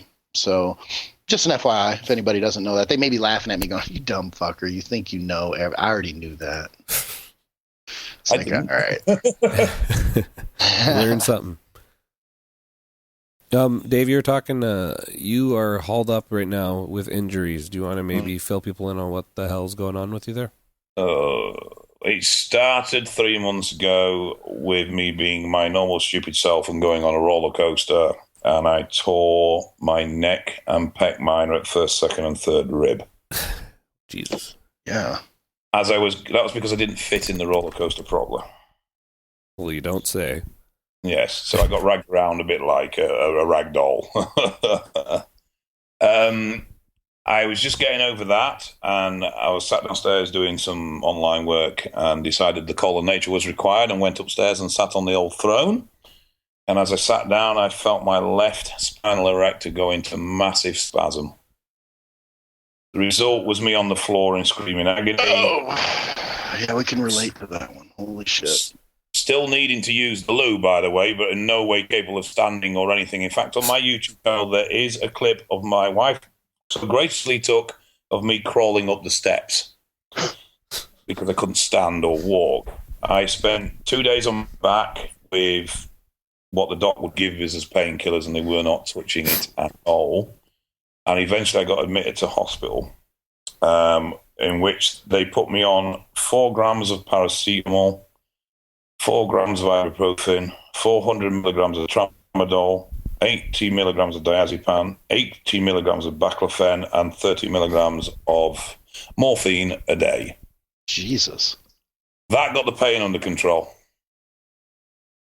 Like, this is the downside to being drug resistant as well. Yeah, no shit. Yeah, apparently.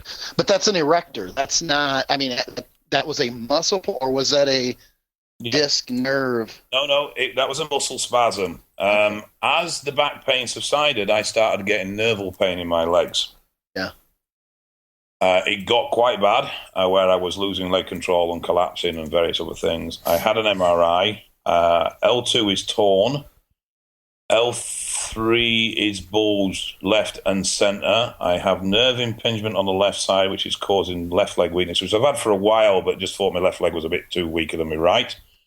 And I have a patch of numbness at the top of my left thigh, which I've had for about 2-3 years. L4 is bulged left and mid, and L5 is bulged left. However, they aren't causing on the problem side, which is where the bulk of the pain is. So they think, from what we can gather and working down, basically the rest of the muscles in my sort of hip area have gone into overdrive, and I'm carrying so much tension. I'm impinging the L3 nerve at those points. Now, when I went for my first physio session, they tried to put acupuncture in my glutes, and they couldn't get the needles in. They were going through the skin, they were hitting the muscle, and they were bending. Oh, wow. They were fish hooking because the muscle was just that dense, it was that tight. Now, the physio I use is Stuart Cosgrove, who used to be Dorian, so the guy knows what he's doing when it comes to throwing injured bodybuilders about. It is improving slowly. At the moment, I have massive amount of tensions in my hip flexors, in my lower ab wall, and still in my glutes, and some issues with my lower back muscularly wise as well. But we are working through it. The bad days are still very bad, but the good days are better. So, when you say physio, is that stretching? Is that what exactly does that entail? Physical manipulation, spinal release, acupuncture, ultrasound, and TENS machine work. Gotcha. And then I have a stretching program that I run 3 times a day as well, which includes a posterior chain stretch, a ham glute stretching, hip flexor stretching, and spinal extensions as well. So when did you start having all this back problem? Was it later, or was it pretty much from the get-go when you started training? I've never had a problem with my back in all my life. This is the first back problem I've ever had. I'd bent over row 6 plates aside with no belt. I've never worn a belt ever. Wow. I've squatted 300 for reps, no belt. I've bent over row 6 plates, so 260k for reps with no belt. I've deadlifted 300 for reps with no belt.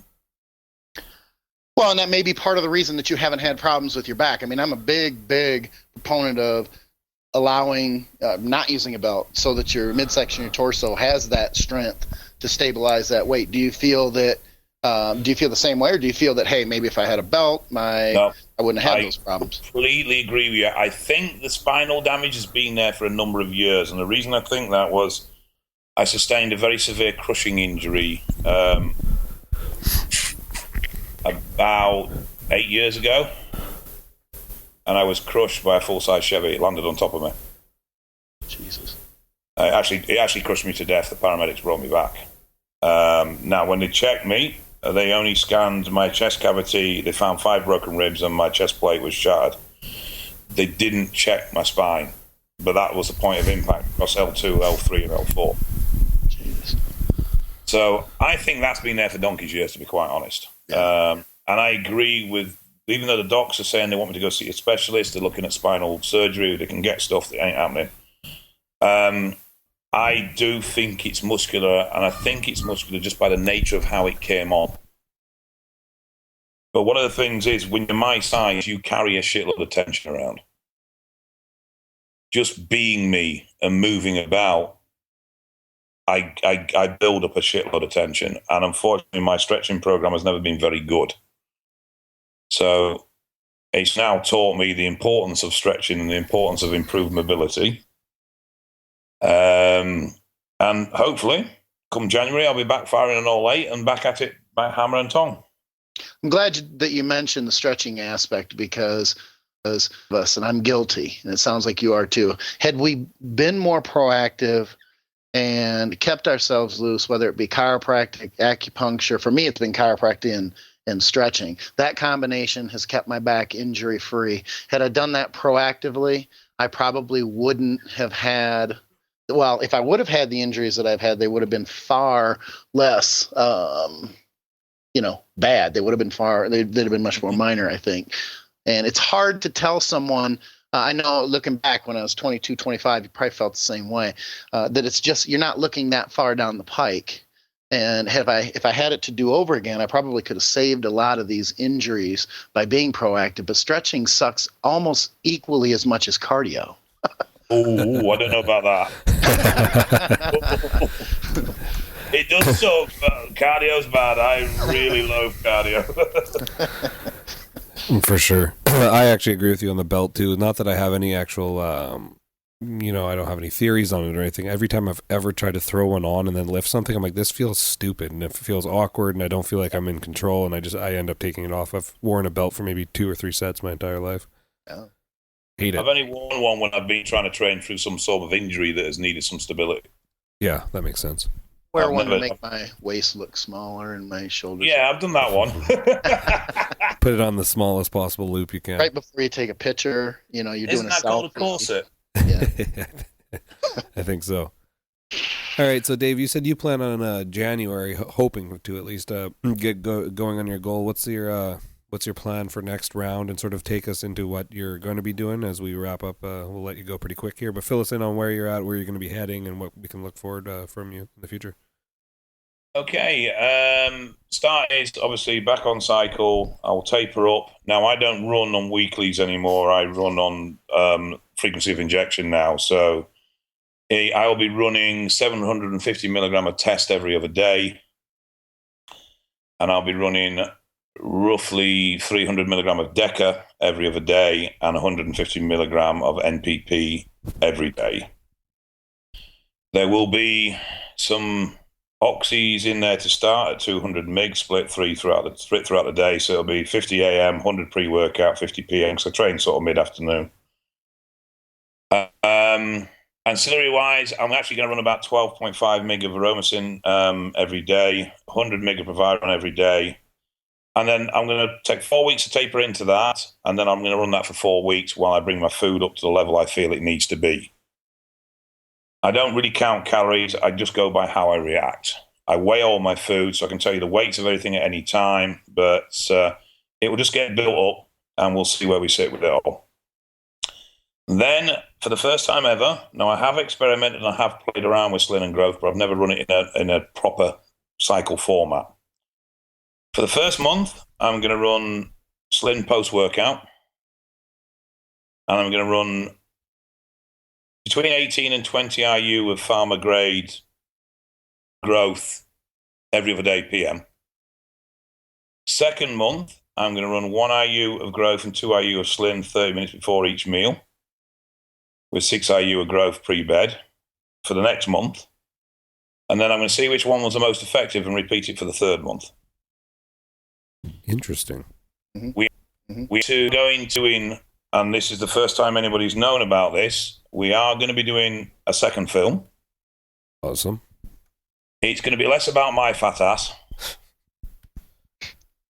And we are going to, I promise you, there will be nothing ever seen like this. Some of the things that we have discussed and some of the things that we have been able to arrange have never, ever been caught on camera.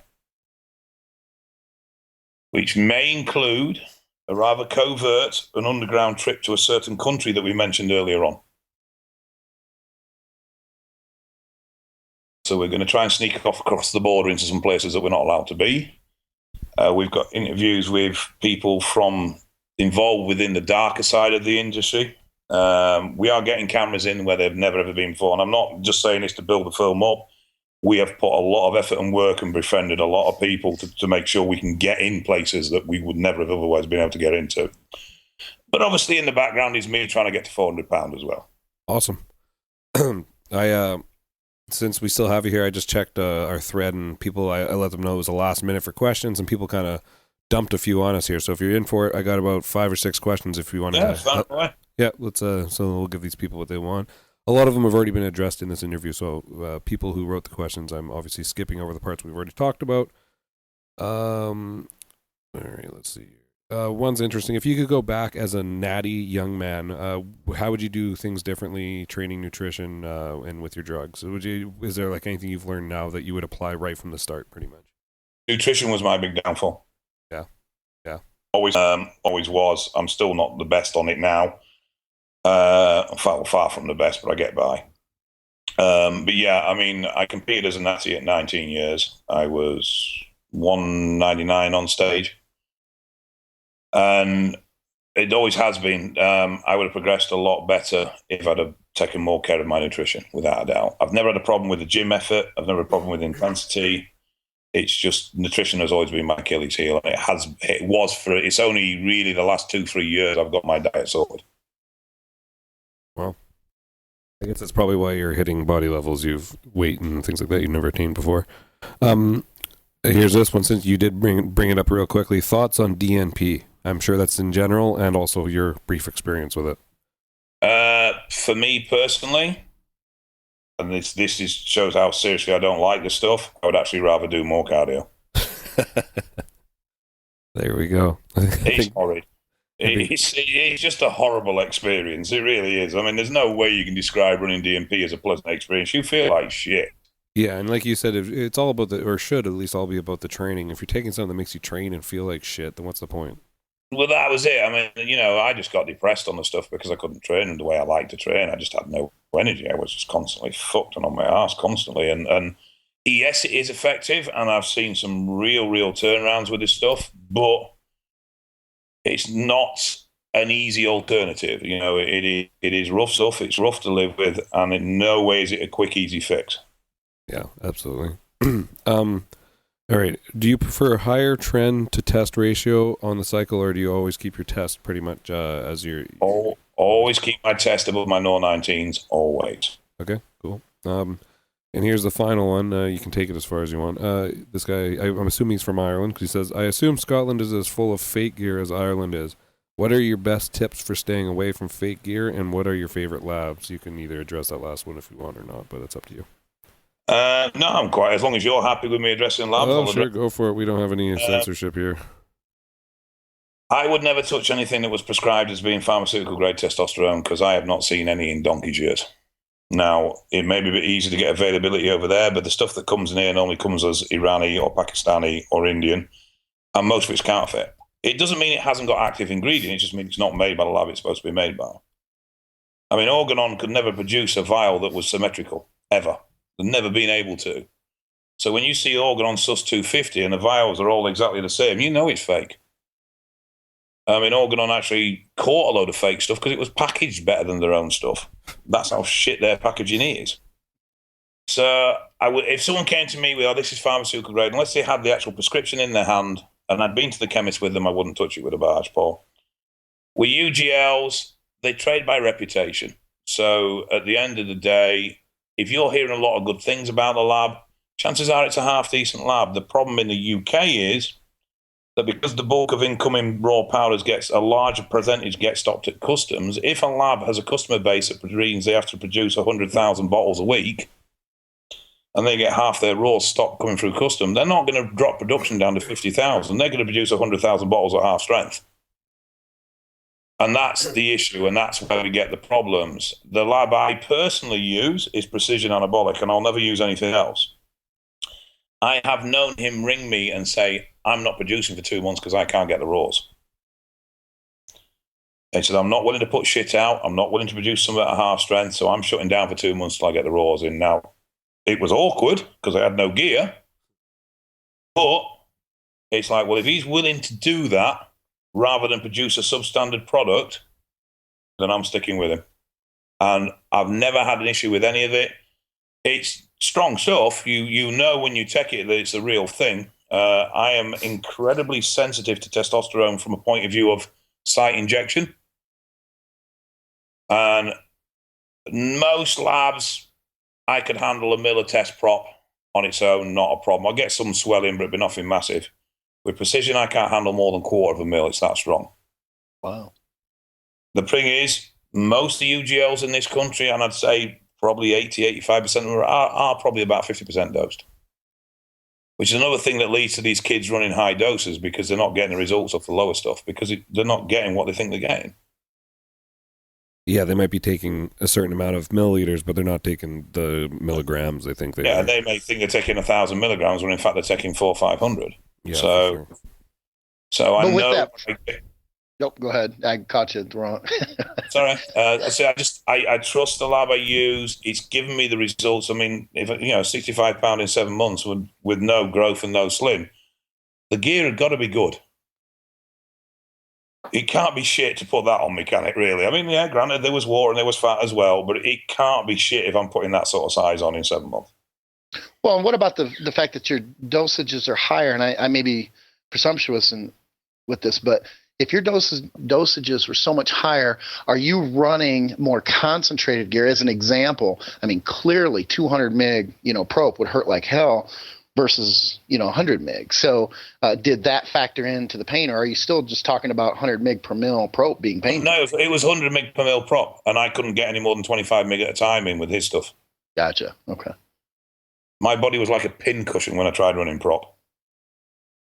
I had to mix it with something else. If I mix it with Deca or MPP, it's fine. If it goes in on its own, geez, it's great if you're going somewhere. A couple of shots in the shoulders and you suddenly gain 3 inch. But it was painful. I mean, that reason I can't run suspensions because for the same effect, I get such bad swellings wherever I inject. And that's the only real problem I've ever had with taking gear is site swellings from injections. Well, if you get bad gear, just put it to the side, or weak gear, put it to the side, and then when you get the good shit and it hurts, just mix it with the weak gear. Ta-da! I'm such a logical guy. Shit, yeah, fuck adding grapeseed oil. There you go. Add more gear. All right, we're going to let you go pretty quick here. Skip, I'll give you a chance to ask any final questions in one moment. But first, David, you want to let people know how they can get a hold of you, where they can check you out on YouTube or wherever Certainly. You want them to. I'm on YouTube. The channel's called You See the Freak. I'm on Facebook, and the page is under construction, The Freak. You can look at my personal page if you want. It's Dave Crossland, but I don't put anything training related on there. It's just everyday life stuff. And the film is available from www.underconstructionthefilm.com. Awesome. Skip, you have any final words or final questions for Dave? Yeah, I don't have any questions. I just want to say, though, that I appreciate, I think you're doing a huge service to the industry and the kids, guys our age, for candid, honest, and responsible information.